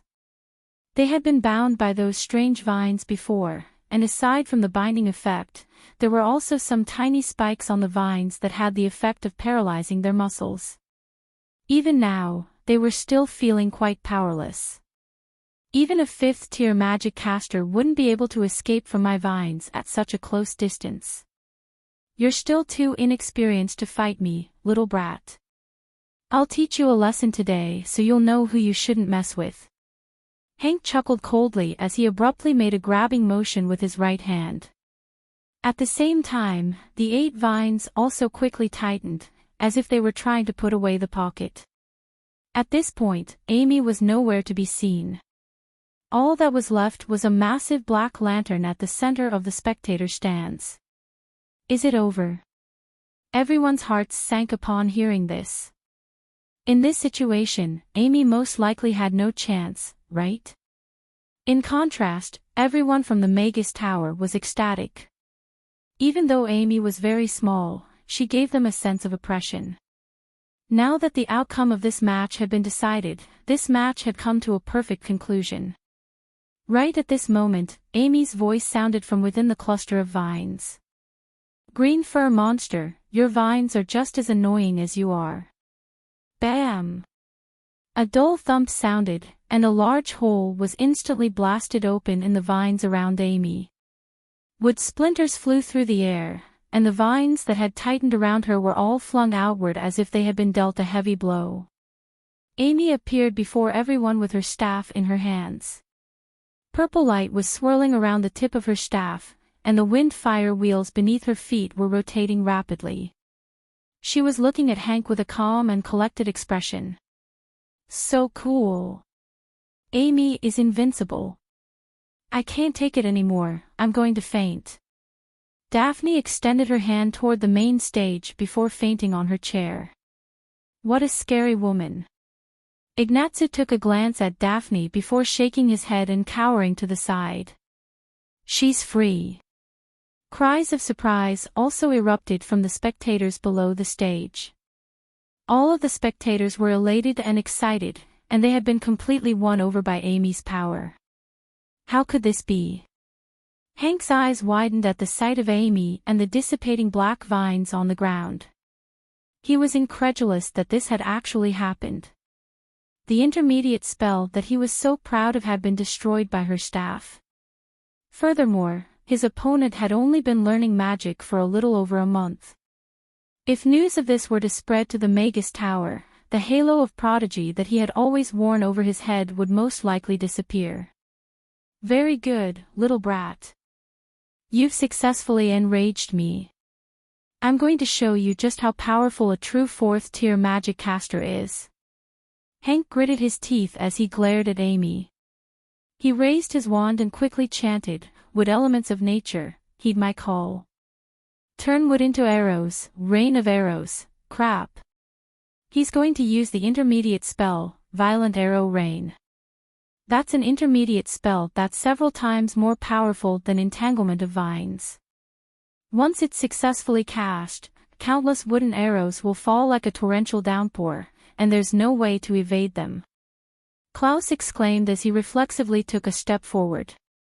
This is bad. There's no way that little girl will be able to withstand that violent arrow rain. There were also teachers below the stage who were quite nervous. All of the spectators who had just been elated by Amy's escape became nervous again. Amy had already given them too many surprises, but they didn't know how she was going to deal with the next spell. She's going to stay still and cast a spell in front of a melee magic caster? Meg's lips twitched. I'll do it. Amy appeared in front of Hank in the blink of an eye before raising her staff. Bam! Chapter 468. Rage, panic, pain, indignation, grief. In the blink of an eye, 5 different expressions flashed across Hank's face. He then collapsed onto the ground and began to sob in agony as he clutched his nose. The spell that he had just cast was interrupted and dissipated. Hank felt as if his nose had been smashed into nothingness by that mace, and he was unable to control his tears and cries of agony. As for battle, he didn't even have that in his mind anymore. He was knocked out by a single mace. The entire venue fell deathly silent. Everyone was looking at Amy, who was holding a staff that was twice as tall as her, with peculiar expressions on their faces. They were all wondering what kind of spell Amy would use to counter Hank's attack, but never did they think that Amy would use such a simple and brutal method. However, it had to be said that the mace had struck Hank's face, and he had collapsed onto the ground with a twisted expression. That was an indescribable sense of exhilaration, and all of the anger that he had suffered that morning had been completely vented. Did Hank lose? All of the young magic casters from the Magus Tower were in a complete panic. George had only just recovered from his stupor, and now, Hank had been knocked out with a single mace. If he lost just like that, then no one on their side would be a match for Amy, and that would mean that they had lost the match. How could she have mastered melee magic to such perfection and power in just a month? Melee magic is a test of one's control over magic elements and coordination. Ebert stared at Amy with incredulity in his eyes. With his powers, he was able to see a lot of things. Regardless of whether it was the attack that had sliced through the vines or the mace strike that had knocked out Hank, he was completely astonished by Amy's ability to unleash spells over a short distance. Even if he were to learn the same spell for a month, he still wasn't confident that he would be able to perform it better than Amy. After all, he was a 7th-tier magic caster, and had exceptional control over magic elements. It had to be said that there were indeed prodigies in this world. In the face of such prodigies, age and hard work were laughable. If that's the case, then our plan to humiliate the Crassus will most likely be for naught. The Magus Tower will become her stepping stone instead. Ebert looked at Amy with a complex expression. She had 2 great magic casters, Crassus and Julian, as her masters, and possessed such astonishing aptitude. He could already see a new star quickly rising in the magic world, perhaps even faster than the elven princess. So this is melee magic. It's like a magic night. So cool. Teacher, can we learn magic when we grow up? We want to learn melee magic as well. If that's the case, doesn't that mean Chaos School has won the challenge match? Amy, said Amy's. The silence only lasted for a short while before waves of cheers erupted from the audience. Some children even asked their teachers if they could learn melee magic, full of anticipation. This is great. Grinton couldn't help but clench his fists with elation. They were going to be humiliated on this day, but Amy's appearance had completely turned the tables on them. They might even be able to win this match, which they had lost 4 years in a row. The outcome hasn't been decided yet, has it? Novan also had a smile on his face. He looked at Amy's staff for a while before turning to Hank, who was still sprawled on the ground. Green fur monster, I told you to keep your cries down. It'll be bad if you scare the kids, Amy said with a serious expression. Hank covered his nose as he sat up on his knees. He looked up at Amy with rage in his eyes. She had interrupted his spellcasting. If he had been able to unleash his berserk arrow storm, then he would definitely be able to secure victory. However, he would rather die than lose to a half-elf brat. Magus Tower representative, do you concede? Carpus asked. I don't accept. Hank pushed himself up from the ground and raised his hand. A burst of green light appeared before him, quickly forming a spherical wooden shield that enshrouded him. He then began to chant the same Berserk Arrow Storm spell. You don't accept. Amy's brows furrowed as she raised her staff again. Rip. The wooden shield that had easily blocked the attacks of Klaus and the other two was instantly torn apart by the purple magic caster's staff as if it were made of paper. Then, the staff landed on his face. This time, the nosebleed spurted out in a more perfect parabola, and his cries were louder and clearer. Do you concede? I don't accept. Bam! Do you concede? I don't, bam. Do you concede? Bam. Wah. I haven't finished yet, bam. Amy looked down at Hank, who had already been reduced to a bloody pig's head, and shrugged apologetically as she said, Sorry, I got carried away. But you should concede now, right? Hank knelt onto the ground and glared at Amy with resentment in his eyes. His body was trembling, and tears were flowing uncontrollably from his eyes. This was the first time in his life that he had ever been humiliated like this.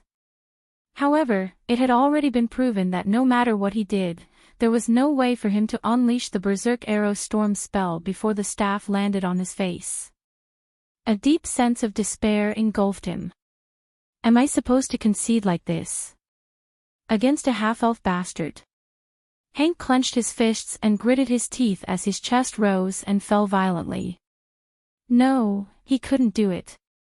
Conceding to a half-elf bastard was worse than killing him. Magus Tower representative, do you concede? Carpus asked as he looked at Hank. The outcome of this match had already been decided. It was common knowledge in the magic world that melee magic casters were nightmares against long-range magic casters in close combat. However, this match had witnessed the rise of the youngest melee magic caster in the world. Amy's melee magic had reached at least the 4th tier, and her long-range magic had also reached the 4th tier as well. She was a 4-year-old 4th tier dual cultivation magic caster, and the two matches today were enough to make her the most eye-catching prodigy in the magic world. Looks like he's too convinced to say anything. Look at how pitiful you are, so I won't hit you. Amy looked at Hank with a pitiful expression as she withdrew her wind-fire wheels and landed back on the ground.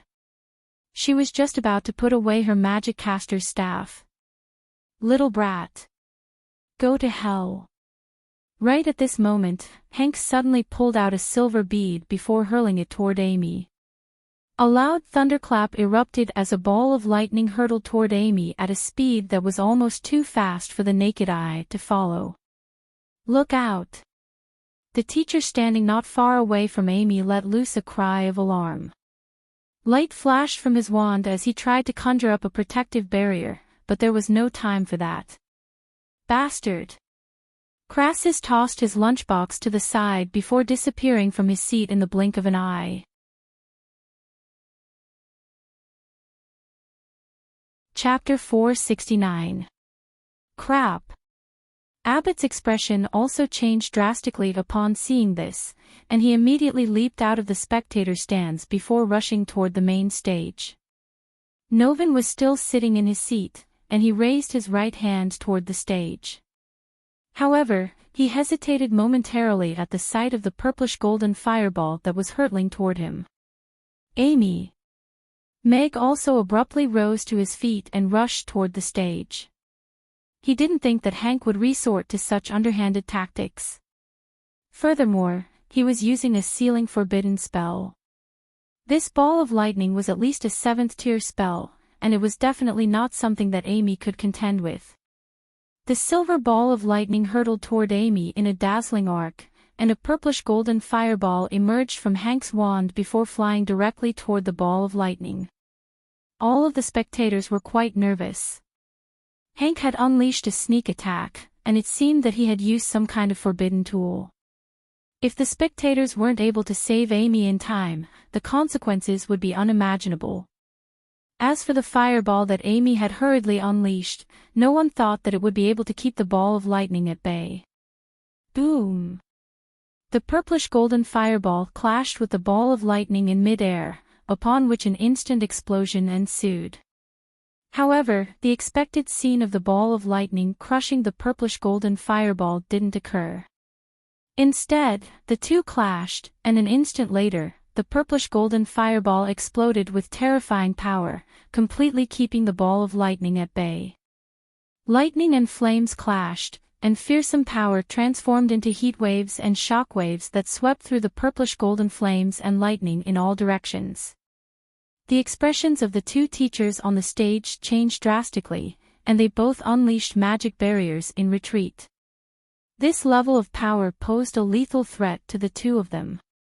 Crassus descended from the sky and landed in front of Amy. He raised a hand, and a wall of fire appeared. The flames and heat waves hurtling toward Amy crashed viciously into the wall of fire, but the wall of fire didn't even budge in the slightest. Retreat! Abbott also leaped onto the stage and grabbed the completely dumbstruck Hank by the collar before hurtling toward the exit of the competition venue.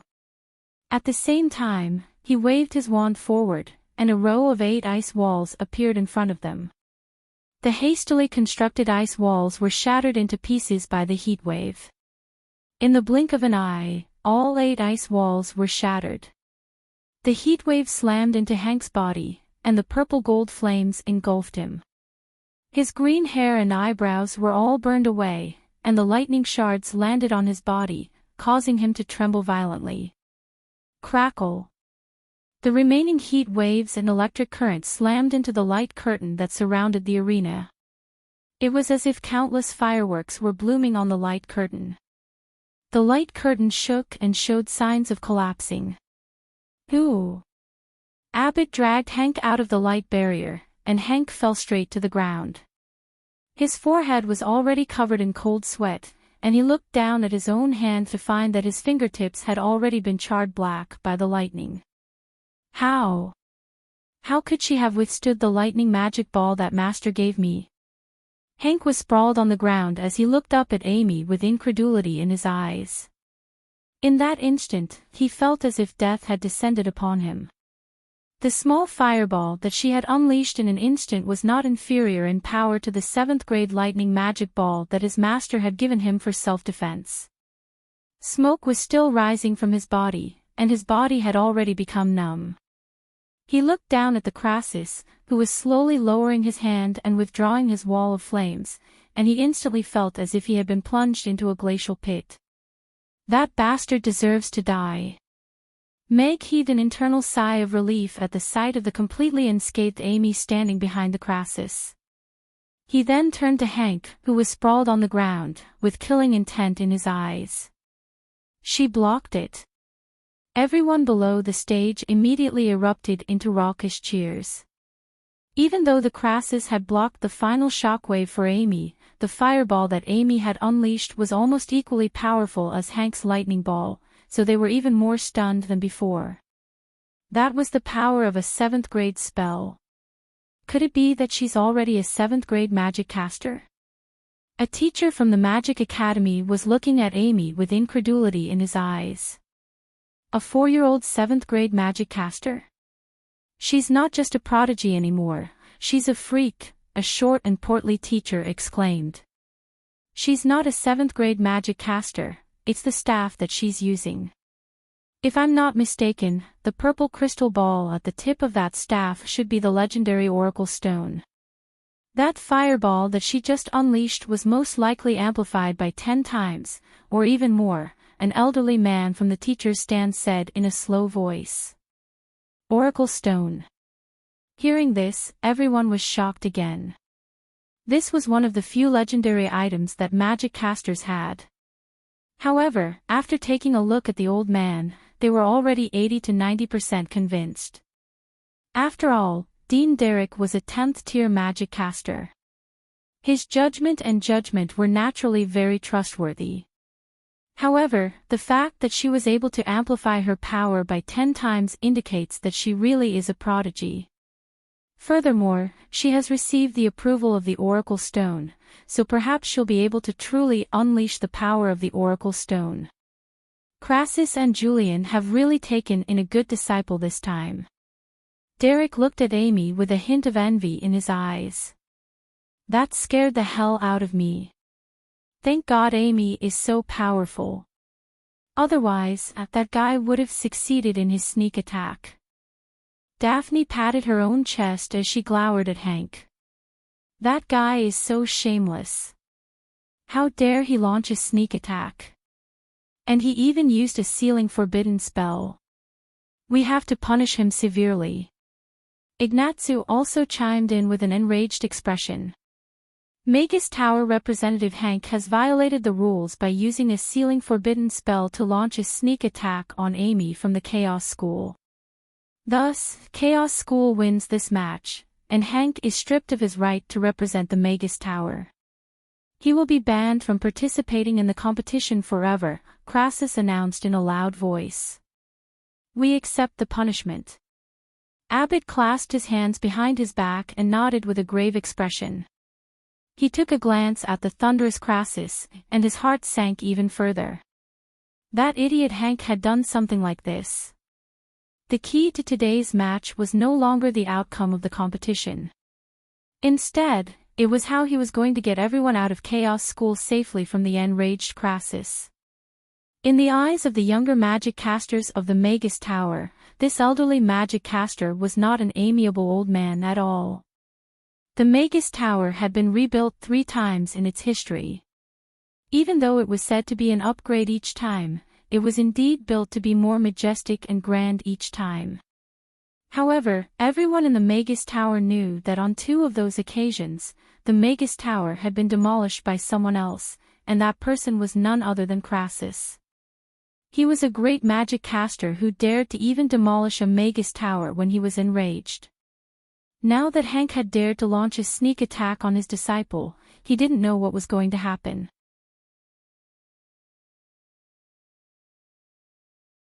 Chapter 470. The entire venue fell completely silent. The sight of Crassus keeping the heat wave at bay had completely stunned everyone. This white-haired, white-bearded magic caster in a white magician's robe didn't appear to be someone to be trifled with. All of the young magic casters from the Magus Tower wore fearful expressions on their faces. Regardless of whether it was Amy's final fireball or the frosty expression on Crassus' face, neither of these were things that they could face. Abbott swallowed with difficulty. The thing that he didn't want to happen the most had still happened. He took a glance at the panicked Hank, and hesitated momentarily before stepping forward to shield Hank. He then turned to Crassus with a serious expression, and said, Crassus, Crassus. Master Crassus, what happened just then was indeed Hank's fault. He used a forbidden spell during the competition, and our Magus Tower concedes our loss. I'll report this matter to the panel of elders when I get back, and they'll decide on his punishment. Regardless of whether it's a competition or a duel between magic casters, such behavior is despicable and unforgivable. Are you trying to use your Magus Tower to intimidate me? Crassus didn't stop in his tracks as he looked at Abbott with a mocking expression. I wouldn't dare. The Magus Tower was founded under your leadership, and it has flourished under your leadership for several decades. The members of the Magus Tower have nothing but respect for you. Abbott lowered his head, not daring to look directly into Crassus' eyes, but he still didn't back down. He couldn't back down. Otherwise, he wouldn't be able to face the panel of elders when he got back, and he wouldn't be able to continue staying in the Magus Tower. Even though Crassus was still an honorary elder of the Magus Tower, the irreconcilable conflict between him and the panel of elders was something that all of the senior members of the Magus Tower were aware of. No one dared to express their displeasure while he was still in the Magus Tower, but if he were to settle down in Chaos City, then his influence in the Magus Tower would gradually fade. Crassus stopped in his tracks, and asked, Then do you still remember the third rule that I set down when I founded the Magus Tower? Abbott was silent for a moment before replying in a grim voice, magic casters should uphold an honest, righteous, and kind nature. Those who do not have the right values will be banished from the Magus Tower. I'm Brent's disciple. You can't expel me. You don't have the right to expel me. Hank immediately began to panic as he shook his head at Crassus before trying to get up from the ground. If I still want to stay in the Magus Tower, I'm going to expel that fatso Brent as well. Even Richard doesn't dare to mention the word right to me, so who do you think you are? Crassus pursed his lips as he looked at Hank. Hank's entire body was shrouded in fear, but he still gritted his teeth as he looked at Crassus, and said, "You're no longer an elder of the Magus Tower, and you don't have any position in the Magus Tower. You didn't try your best to expel me, so you should be the one expelled by the panel of elders. I'll tell my master about this when I get back." "Hank, shut up!" Abbott yelled at Hank. Even Brent wouldn't dare to say something like this in front of Crassus. That guy was simply asking for death. Abbott turned to Crassus with an earnest expression and said, "Master Crassus, I'll be sure to report this matter to the panel of elders, and I'll also propose that he be expelled from the Magus Tower. I'm ashamed to be associated with a magic caster like him, and the Magus Tower definitely won't let him off the hook. I hope I'm not here today to expel him from the Magus Tower. From this day forth, I have nothing to do with the Magus Tower. I'm ashamed to be associated with you." Crassus shook his head before turning to Hank with a cold smile, and said, "I'm here to seek justice for my disciple. I once said that if young people aren't disciplined properly and don't follow the rules, the outside world will teach them a lesson. It's his honor." Abbott looked at Crassus, and hesitated momentarily before taking a step back to allow Hank to come out from behind him. All of the young magic casters from the Magus Tower pursed their lips and didn't dare to say anything. "You can't attack me. I'm Brent's disciple, and I'm a member of the Magus Tower. You said you're no longer a member of the Magus Tower, so if you touch me, you'll have to face the wrath of the Magus Tower." Hank was completely flustered at the sight of Crassus slowly making his way toward him, and he scrambled back on all fours before turning to Abbott with a pleading expression. "Save me, Master Abbott. Please save me. There are some things that you should always consider before doing. As a man and a magic caster, it's fundamental to take responsibility for one's actions," Abbott said in a cold voice. As a magic caster, he was deeply ashamed of Hank's actions. Seeing as Crassus had already made up his mind, there was no point in trying to persuade him otherwise. The Magus Tower definitely wouldn't be able to sway him, so no one would be able to stop Crassus from doing whatever he wanted. "Principal, should we stop him? There are so many children watching." Grinton turned to Novan and asked in a quiet voice. "I really like the rules that Crassus set for the Magus Tower back in the day. They have the spirit of a knight, but they also have the integrity and freedom of magic casters. In fact, they can even be used as the code of conduct for magic casters on the entire continent." After that, Richard changed these rules over and over again until they were a complete mess. When even the word integrity was abandoned, magic casters no longer deserved to be called magic casters. Novan looked at Crassus with a nostalgic smile, and said, "What a vivid lesson. We should show the children just how important it is to be an upright person.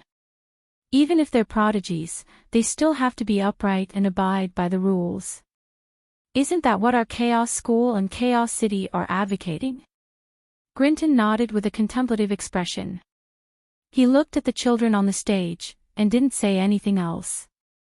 There should be a magic caster understanding test for magic casters as well. Meg sat down again. He was relieved that Amy was fine. As for what Crassus wanted to do, he could roughly guess. "Don't kill me. I won't do it again. I'm just following my master's instructions. He told me to teach her a lesson and embarrass you. Otherwise, he told me not to go back. I can't beat her, and I don't know what to do. That's why I launched a sneak attack on her. Please don't kill me. I'm a prodigy, and I'm only 16 years old. Perhaps I can become a great magic caster in the future. Hank's face instantly turned deathly pale as he looked at Crassus. For the first time, he realized that this worthless old man was not someone he could mess with. I won't kill you, but you don't deserve to possess magic. Crassus slowly made his way over to Hank, and pressed his hand onto Hank's head. Hank was trying to evade in horror, but his body was suddenly immobilized. Red light flashed, and Hank's body shuddered before he collapsed to the ground. His eyes were completely lifeless, and there was only despair in them. His brain region had been destroyed, and he would never be able to cultivate magic again.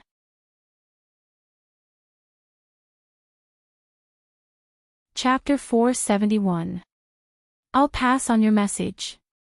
Our Magus Tower concedes the match, and we'll be taking our leave now. Farewell. Abbott nodded with a grave expression. He gestured for the Magus Tower's young men to help the dejected Hank to his feet, and all of them descended from the platform before quickly departing from the venue. George looked up at Amy, and he felt as if a massive boulder had been placed on his heart. He was supposed to be a prodigy, yet he was nothing compared to her. He was going to have to work even harder in his cultivation when he got back. The Magus Towers team had arrived with their heads held high, but they were leaving in a panicked state. The Magus Tower concedes the match, and Chaos School wins. Crassus' voice reverberated throughout the entire venue. We won.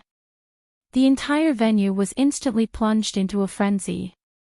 Elated smiles appeared on the faces of all of the teachers and students as they celebrated this hard-won victory. All of the students from the Chaos School hugged one another with elation.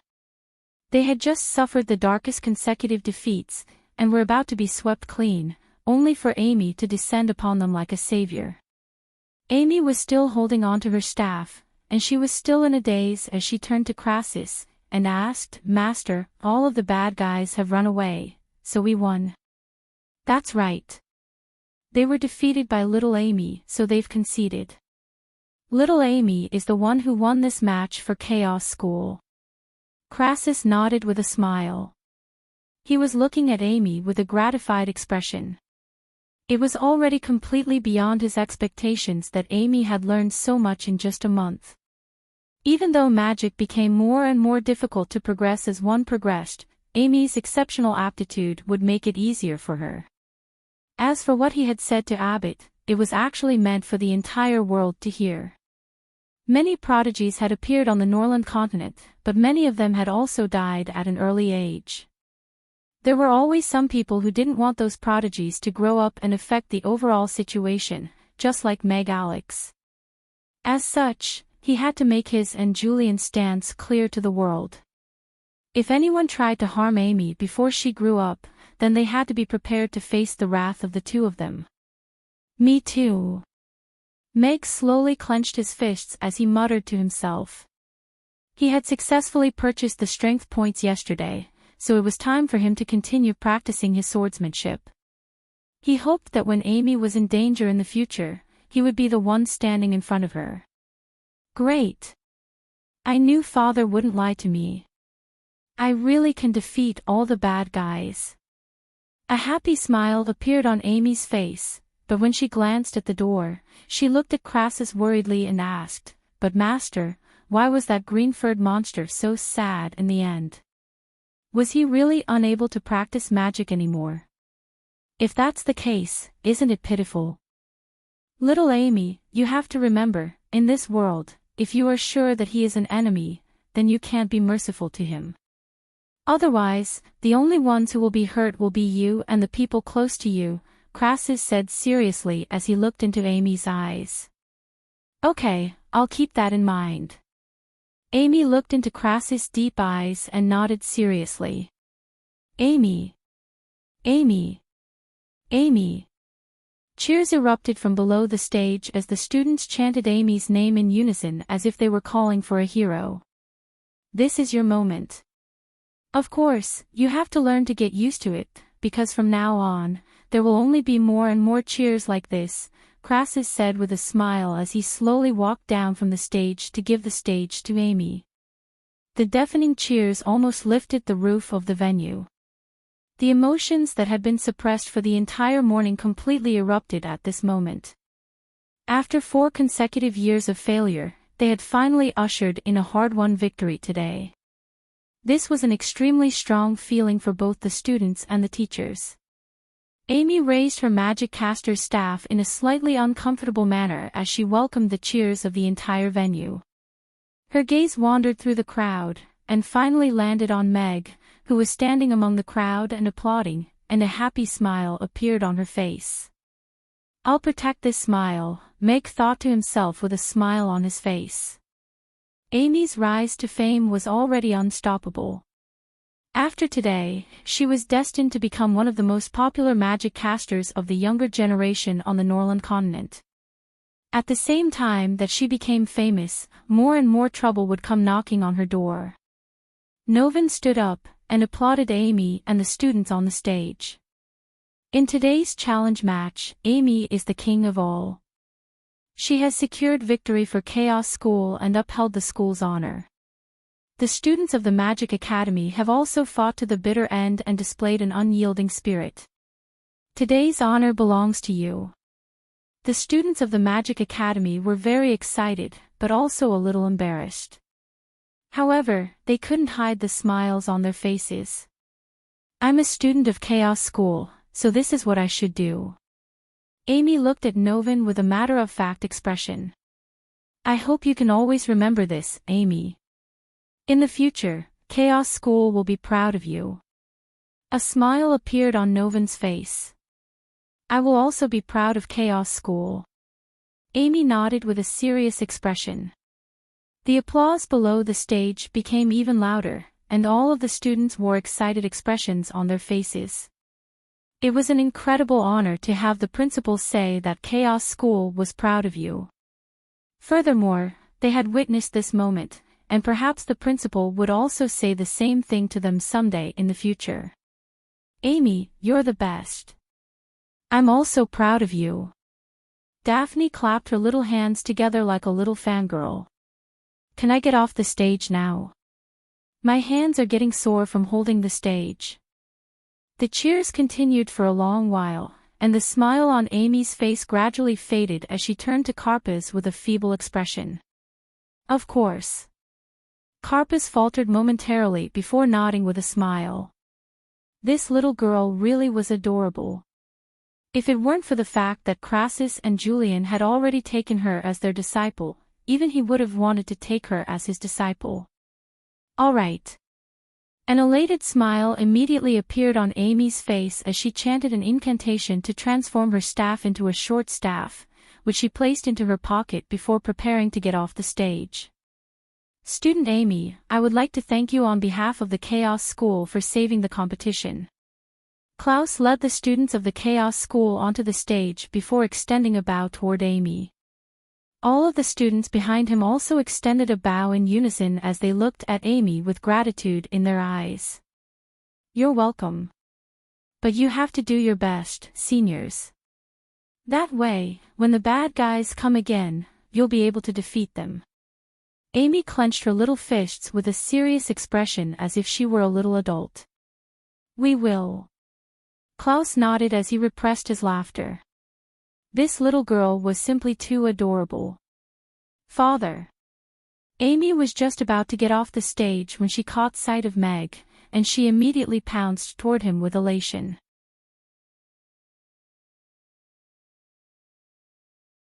Chapter 472.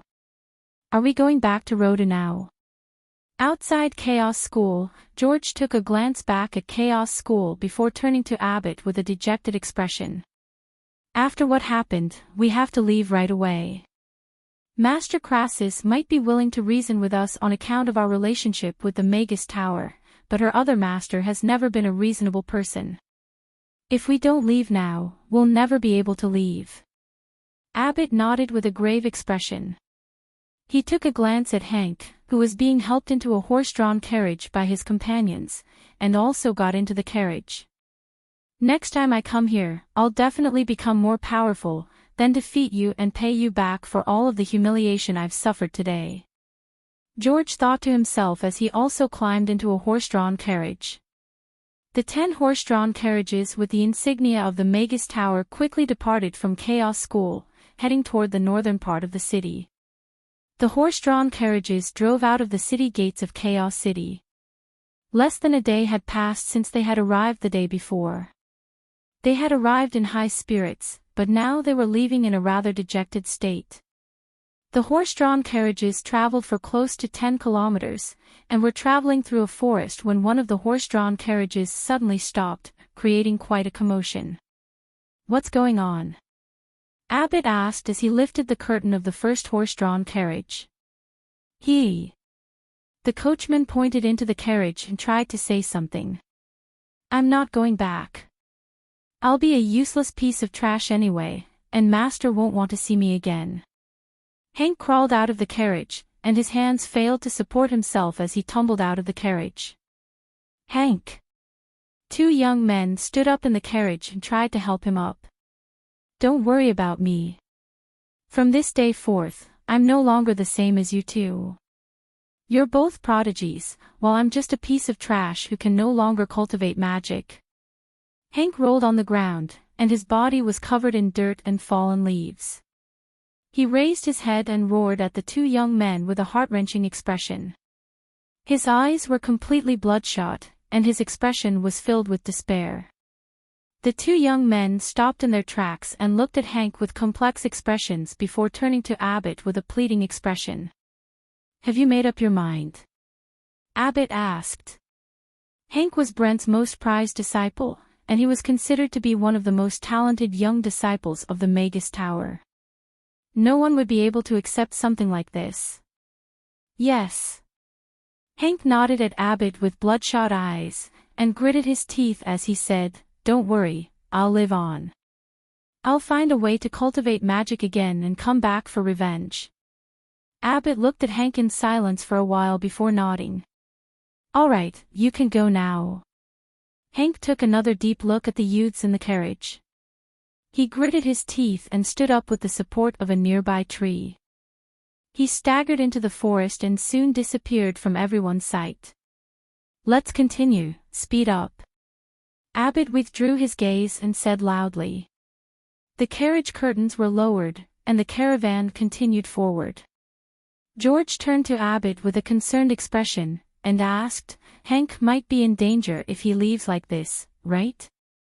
If he doesn't leave and returns to the Magus Tower, he may die. Some things have to be shouldered by someone, and a piece of trash who can't cultivate magic has already lost all of his value," Abbott said calmly. George opened his mouth, and suddenly understood what Abbott meant. He clenched his fists, and fell silent for a while before asking, "Can he find a way to cultivate magic again?" Abbott shook his head, and said, "I've never heard of anyone being able to cultivate magic again after suffering brain damage. Unless he's a demonic cultivator." "All right." George nodded with a disappointed expression. He lifted the curtains to look at the scenery outside. They were still discussing how they were going to have fun in Chaos City for a few days after winning the competition. Who would have thought that they would have to go back in such a hurry? Furthermore, Hank, who had been the most excited, had been crippled, and would never be able to cultivate magic again. As for becoming a demonic cultivator, that was something that all magic casters despised. No one wanted to become a half-human, half-ghost, and even lose their soul forever. George didn't believe that Hank would do something like that. He had once been such a proud person. After the competition concluded, all of the students were led back to class by the teachers. However, judging from their excited expressions, they most likely wouldn't be able to pay attention to their classes today. Meanwhile, Amy received a day off from the classes as a reward for defeating 2 opponents today. "Goodbye, Teacher Crassus." Amy waved at Crassus at the entrance of the venue. "Goodbye, little Amy. Crassus stood beside Novin and waved at Amy with a smile. He looked on as Meg left with Amy, and only then did he turn to Novin with a smile, and ask, "Why did you keep me here?" "It's nothing important. I just wanted to ask when you're going to fulfill your promise." "I'm going to hold a meeting with all of the teachers of the Magic Academy, and I want you to come with me to discuss opening a melee magic class in the Magic Academy," Novin said with a smile. "You're trying to strike while the iron is hot, aren't you? Aren't you worried that all of the students of the Magic Academy will learn melee magic instead of long-range magic in the future?" Crassus asked with a smile. "What's there to worry about? I've always advocated for respecting the students' choices. Besides, student Amy displayed both her melee magic and long-range magic today.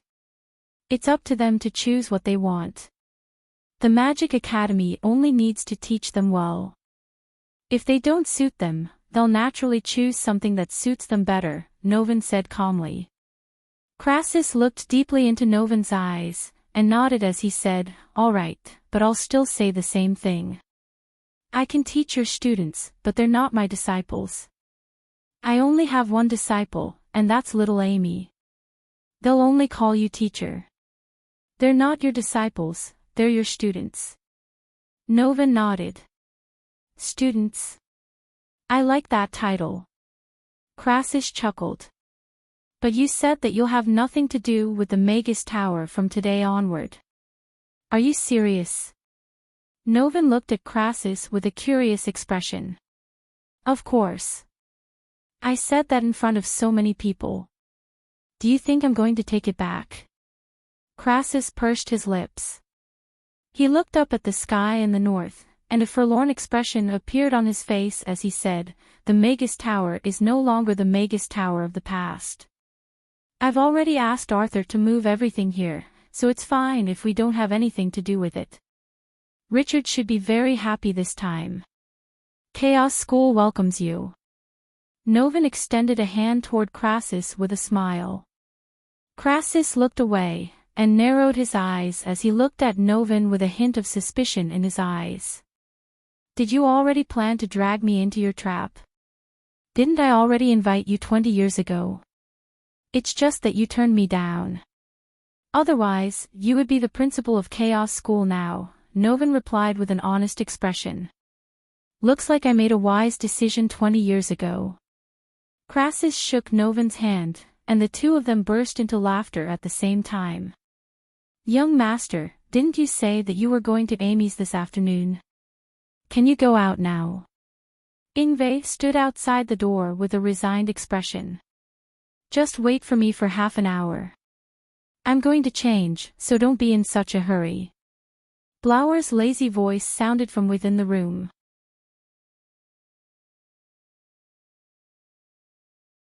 Chapter 473.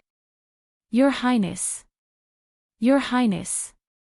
Phyllis ran into the cave with an excited expression as she yelled, but the countless branches hanging down from the ceiling were still trying to impede her progress. Irina turned around to look at Phyllis's chest, and asked with a serious expression, "Why are you so excited again, little bean sprout? Even though your chest is bouncing up and down as you run, it's still very small." "Your Highness. I'm still growing," Phyllis said righteously, but she was obviously lacking in confidence. "You're around the same level as me when I was 13 years old." Irina nodded in response. "Your Highness, if you keep doing this, I'm going to cry." Phyllis's expression crumbled as she spoke with an aggrieved expression. "Sure, I'm quite bored today, so I'll watch you cry." Irina's eyes lit up as she nodded with a smile. Phyllis felt as if she had been dealt a heavy blow. As expected, it was impossible to communicate with the princess in a normal way. "Tell me, why did you come here in such a hurry?" Irina asked with a smile. "Snare is back, do you want to see him now?" Phyllis hurriedly asked, and she almost forgot about the important matter at hand. "Let him in."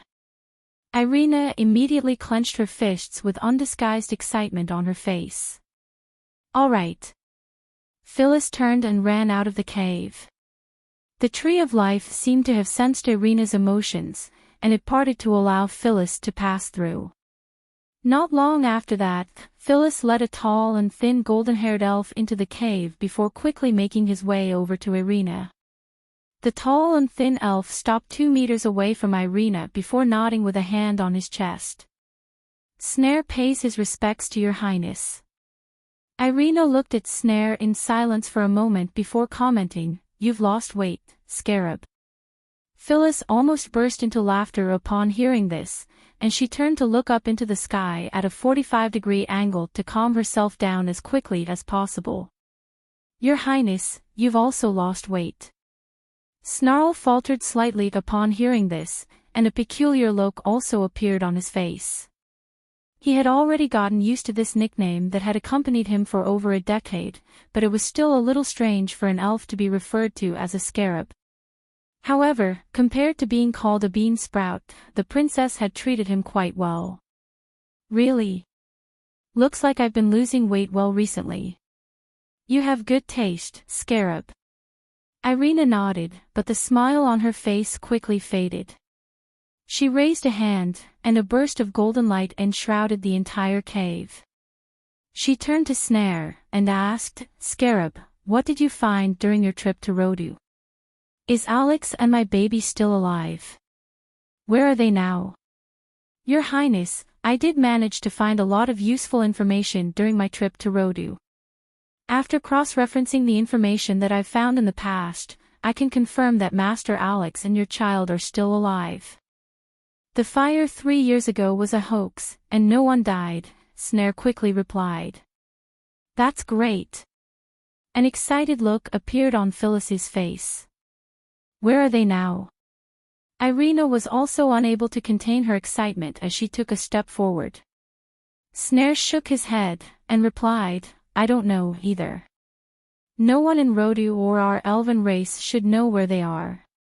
However, if no one knows where they are, then they're safe. Josh also said that he hasn't found any traces of them." Irina clenched her fists to control her emotions. After a brief silence, she turned to Snare, and asked, "Have you found out who was involved in the fire 3 years ago?" "I've investigated many people in Rodu, and all of the clues point to the Magus Tower. Aside from those demons, the rest of the people who attacked Master Alex were most likely magic casters from the Magus Tower," Snare replied. Irina nodded, and said, "Josh told me that those were traitors who colluded with the demons to attack Alex. After that, the Magus Tower carried out a purge, and all of those traitors were executed." Snare shook his head with a grim expression, and said, "However, Your Highness, according to my investigation, none of the great magic casters who were involved in this incident were killed. They still hold lofty positions in the Magus Tower, and only a few 9th-tier magic casters were killed. If they were 9th-tier magic casters, they most likely wouldn't even be able to withstand a single sword strike from Master Alex." "So you're saying Josh is lying to me?" A cold look appeared in Irina's eyes as her brows furrowed tightly in contemplation. She then said in a cold voice, "Josh has quite a bit of influence in the Magus Tower, and the reason why he's competing with Sean for the throne is because of the Magus Tower. As such, there's no way that he wouldn't know who was involved in the attack 3 years ago. In our letters, all of those people have already been executed. Alex and the child are also dead, and their charred bodies have also been found." Snare hesitated momentarily before turning to Irina, and said, "Your Highness, there's something that I'm not sure if I should say." "Go ahead." Irina nodded in response.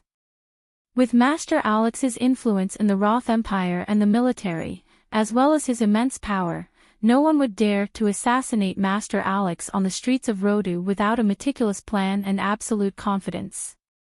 There's no way that the demons would be able to pull this off, and there's no way that our elven race would cooperate with the demons either, so there's definitely a middleman. This middleman has to be powerful enough to mobilize the great magic casters in the Magus Tower, and at the same time, be able to repress the wrath of the royal palace and the military. There aren't many people like that in Rodu, Snare said with a serious expression. Aside from the king of the Roth Empire, only Josh Edward would be able to pull this off. Sean's influence is limited to the military, so he has no say in the Magus Tower. Alex had already resigned from all of his positions in the military 5 years ago, so he's no longer a threat to the king, so there's no way that he would be a target for the king. Irina's expression darkened even further upon hearing this. She clenched her fists with a perplexed expression as she asked, why would he do that? Back in Rodu, he had been drinking and chatting with Alex and me, and he's never displayed any ill will toward us. Master Alex was born in the military, and fought alongside the first prince for many years. Once the conflict between the first prince and the second prince escalates, it's not difficult to guess which side he'll side with. With Master Alex's power and influence, his decision could very well be a decisive one, Snare replied. Alex never said that he would support Sean, so could it be that Josh planned this assassination just to eliminate one of the uncertainties in the upcoming conflict? Irina murmured to herself as her long silver hair suddenly drifted backward, and the countless branches hanging from the Tree of Life also began to sway. Who among the elven race is involved in this? Irina asked in a cold voice. The leader of the Kroll family, Master Schubert, personally escorted the young mistress to Rodu, Snare replied in a firm voice. Irina nodded before making her way toward the entrance of the cave. The branches of the Tree of Life parted to either side, as if it were bidding farewell to its queen. Where are you going, Your Highness? Phyllis asked with a concerned expression.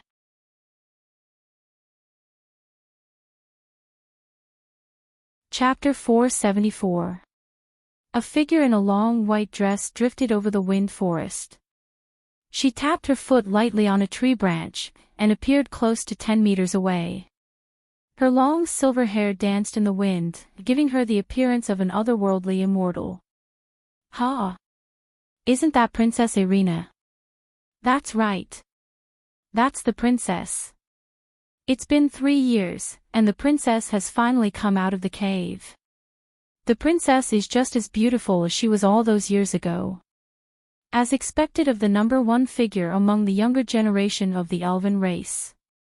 Soon, some of the elves noticed the figure, and all of them extended respectful salutes toward her. The younger elves also wore expressions of unbridled reverence on their faces. It had been 3 years since Princess Irina had returned to the Wind Forest, and this was the first time she had stepped out of the cave. Mistress Helena, the princess has left the cave. Heidi quickly ran into the cave with her face full of wrinkles. She looked at Helena, who was looking up at the star chart on the stone wall, with an anxious expression as she asked, is she trying to escape again? Snare returned to the Wind Forest today, right? Helena asked as she turned to Heidi. Heidi faltered momentarily before hurriedly nodding as she replied, yes, he just arrived today. He should have already gone to the princess place. Looks like he managed to uncover a lot of information during his trip to Rodu. I'm very curious if he managed to find the whereabouts of that little brat. Also, who is she planning to seek retribution from? A curious smile appeared on Helena's face. Mistress, what should we do now? Heidi turned to Helena with a nervous expression. I'll go take a look. Regardless of who Snare has found, that person is one of my people. However, it looks like I still underestimated his abilities. Helena smiled as she waved her wand through the air, and disappeared from the cave. That bitch. Is she still going to seek retribution? She can't even protect herself now. Does she still think she's the elven princess from all those years ago? Heidi gritted her teeth as she chanted an incantation. She pointed her wand toward the ground, and a cloud of black smoke rose up before also disappearing from the cave.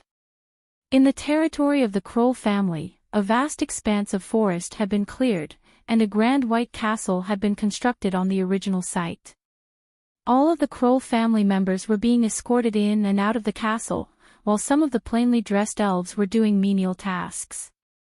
If they weren't being reprimanded by the Kroll family members, they could only lower their heads and not dare to retort.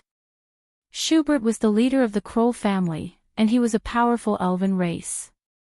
He had contributed greatly to the elven race during the war over 100 years, and he had benefited greatly from Helena's reforms. He Kroll to establish the Kroll family's elven servants to the elven role to the elven kingdom. Elven Helena, rich elven elf to Kroll, Helena, and to the Kroll to elven. The powerful Schubert was also in charge of the elven punishment system, and he held an extremely high position in the elven race. During the past few years, the elven punishment system had been extremely harsh, and even the slightest mistake could land a normal elf in jail. As such, Schubert was privately known as the Smiling King of Hell. At this moment, a banquet was being held in the Kroll family's castle. Schubert was lying on the main seat in a set of lavish golden robes with a jade cup in his hand, and he was appraising the elves dancing to the music with a smile on his face. Behind him, an elf was gently fanning him with a leaf, while another elf was carefully massaging his shoulders. There was also an elf kneeling in front of him, occasionally feeding him a peeled grape. Her expression was tense and focused, and she didn't dare to make the slightest mistake. Seated below him were all members of the Kroll family and elven family leaders who were on good terms with Schubert. They were drinking wine and enjoying the dance in a very leisurely manner, enjoying the service of the other female elves. "Schubert, get the hell out here." Right at this moment, a cold voice rang out throughout the entire Kroll family castle, clearly reaching the ears of all of the elves present. The music immediately stopped, and all of the dancing elves also stopped. All of them were at a loss for what to do, and they didn't dare to say anything. Who dares to be so bold? How dare you call Master Schubert by his name? That's right. In the elven race, anyone who dares to disrespect Master Schubert should be locked up. All of the elves present were enraged by this, and all of them were preparing to arrest the person who had called out his name. Princess Irina. Schubert's heart jolted with shock, and he immediately sat up straight before turning toward the door with a hint of panic on his face. Princess Irina. All of the elves who had just risen to their feet immediately faltered upon hearing this, and all of them looked at one another, at a complete loss for what to do. It had been 3 years since Princess Irina had returned to the Wind Forest, but she had been in seclusion the entire time. Everyone had almost forgotten about her existence. Who would have thought that she would suddenly come out of her cave today? Furthermore, she was here to denounce them, and that was quite baffling to them. However, no one dared to bring up the topic again. Princess Irina's status in the elven race was second only to the Queen and Mistress Helena, so they certainly didn't dare to offend her. Princess Irina. All of the young elves' eyes lit up with elation and excitement. I'll go see what the princess wants from me. Schubert quickly calmed himself down as he stood up and made his way out of the door. His face radiated an aura of authority, but at this moment, a hint of a smile appeared on his face. However, those who were familiar with him could sense that this smile was a little cold. This was because whenever Schubert revealed this signature smile, he was at his cruelest, and that was where his nickname, the Smiling King of Hell, had come from. Let's go and have a look as well. All of the guests hesitated momentarily before following him out of the door. Is the princess planning to reorganize the elven race after coming out of seclusion? When are these days going to come to an end? I feel like I can't hold on any longer. After Schubert and the others left, the elf who had been peeling grapes for Schubert sat down onto the ground with tears in her eyes. The queen hasn't interfered with the elven race for a long time, and after Mistress Helena appointed a few ministers, she also rarely interfered with the elven race. Now, those ministers are treating us like servants instead of elven brethren. Aside from the elven princess, no one will be able to change the situation. A dancer sobbed as she raised her arm, revealing a glaring whip mark. Even Her Highness most likely won't be able to change this situation. Furthermore, she probably won't do anything about it. Otherwise, why hasn't she said anything since she returned to the elven race 3 years ago? This is probably our fate. We should have left the Wind Forest 50 years ago when we could have left, the tall and slender elf who was leading the dancers said with a dejected expression. All of the elves lowered their heads upon hearing this, and their spirits were instantly plunged to the ground. Can elves like this still be called elves? Irina stood at the top of the tallest tree in front of the castle, and she looked down at the Kroll family members with a cold expression, as well as the elves who had been treated as servants. She had witnessed the scenes of those elves being humiliated without any regard for their dignity. Schubert pays his respects to Your Highness. Please forgive me for not coming out to greet you. May I know why you've summoned me? Schubert emerged from the castle, and made his way over to Irina in an unhurried manner. He looked up at her with a smile on his face, and his voice was quite calm. I'm here today to take your worthless life.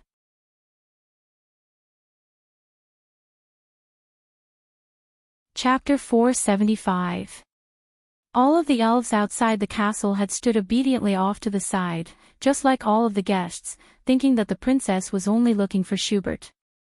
However, at the sight of the golden and green staff in Irina's hand, as well as the words that she had just said, all of them were stunned and confused, thinking that they had misheard. Did the princess just say that she's going to kill Master Schubert? All of the guests who came out with her widened their eyes in disbelief as they looked at Irina, who was standing at the top of the tree. Was the princess, who had been silent for 3 years, going to do such a shocking thing when she reappeared? Schubert's expression also changed slightly, but he quickly composed himself as he turned to Irina with a smile on his face. Your Highness, what crime have I committed? Why do you want to take my life? I'm the Elven Chief Enforcer now, and you have no right to kill me without a warrant from Her Majesty. Your Highness, you haven't left the cave for 3 years, so I'm afraid you have some misunderstandings about me. If there's anything you want to say, you can go to Mistress Helena and Her Majesty and explain it to them. Don't be a laughingstock to our brethren. If I want to kill someone, I don't need anyone's permission. Irina pointed her staff at Schubert, and said in a cold voice, besides, you're the chief enforcer, do you think you're the king? All of our elven brethren were born from the Tree of Life, and we're all equal. How can scum like your Kroll family insult and order us around? Just for that alone, you deserve to die. All of the Kroll family members' expressions changed drastically upon hearing this. If the elven princess was here for this, then what were they supposed to do aside from their family leader? All of the elves who had been enslaved by the Kroll family immediately looked up at Irina with glowing eyes as if they had seen their savior. The princess was just as dazzling as ever, and it was as if there were light emanating from her body. Listen to Her Royal Highness. She really is here to change everything. In the hall of the castle, the elf sitting on the ground rose to his feet in an agitated manner before quickly making his way over to the door with sobs in his voice. Am I dreaming? Could it be that the princess has heard our prayers, or is the Tree of Life conveying our pain to her? The dancer who had spoken earlier also wore an agitated expression. The hierarchy of the elven race has already been established, and it's virtually impossible to eradicate it. Even the princess most likely won't be able to do that, the tall elf said in a quiet voice. Her Highness was the only one who could hear her own voice, but she was already looking at the door with anticipation. Perhaps the princess would be able to make a miracle happen. After all, she was such a legend.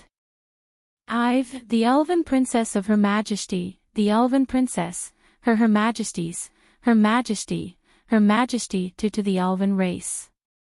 Not only our Kroll family, but the Billy family, the Brewster family, the North family, all of them have also benefited from Her Majesty's gifts. At the same time, we've made the elven race even more prosperous and powerful. Your Highness, do you want to kill them all and destroy the entire elven race as well? Schubert looked at Irina with a mocking smile on his face, clearly not fearful of her in the slightest. The elven race had been divided into different classes for several decades, and this had already taken shape.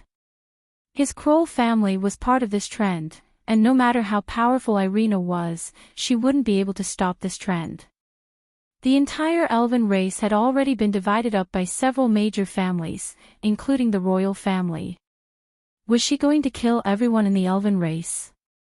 All of the guests and members of the Kroll family heaved a collective sigh of relief upon hearing this. It was just as Schubert had said, this was a common occurrence in the elven race. The Kroll family was only one of the most powerful families in the elven race. There were also several other major families and countless smaller families that made up the hierarchy of the elven race. All of the weaker elves who didn't have families to rely on were reduced to the lowest level of servants. This was already a mature social system, and it wasn't something that could be resolved by killing one or two people. Perhaps the elves had once been free and liked to live an unrestrained life, but after enjoying the pleasure of power, it was impossible for them to return to their previous state. If Irina insisted on doing this, then she would be the one to be destroyed, not the major families. Even if she was the princess of the elven race, she still wouldn't be able to do it. All of the oppressed elves lowered their heads with dejected expressions. If even the princess couldn't change the situation, then they would most likely have to endure being oppressed and enslaved for the rest of their lives. In the past, they would roam freely in the wind forest, collecting dew, picking wild fruits, and resting on trees when they were tired. However, those days of freedom would no longer exist, and they would forever be oppressed and humiliated. I'm not in a hurry to kill them, but you must die today. Irina's expression became colder and colder as she looked at all of the elves with their heads bowed. She pointed her staff at Schubert as she said in a cold voice, "Light binding." A semi-transparent golden ball of light flew out from the golden crystal ball at the tip of her staff before vanishing. In the blink of an eye, it appeared right in front of Schubert before crashing down toward him. Your Highness, Mistress Helena and Her Majesty definitely won't tolerate what you're doing. I advise you to stop as soon as possible. You're only a princess now, not a queen. Schubert also spoke in a cold voice. He was also a great magic caster, so he reacted quite quickly. A green wand appeared in his hand, and he said in a grim voice, "Light shield of wood." A green curved shield of light appeared in front of him, completely shielding his body behind it. The golden ball of light crashed into the green shield of light, and it enveloped Schubert like a bubble.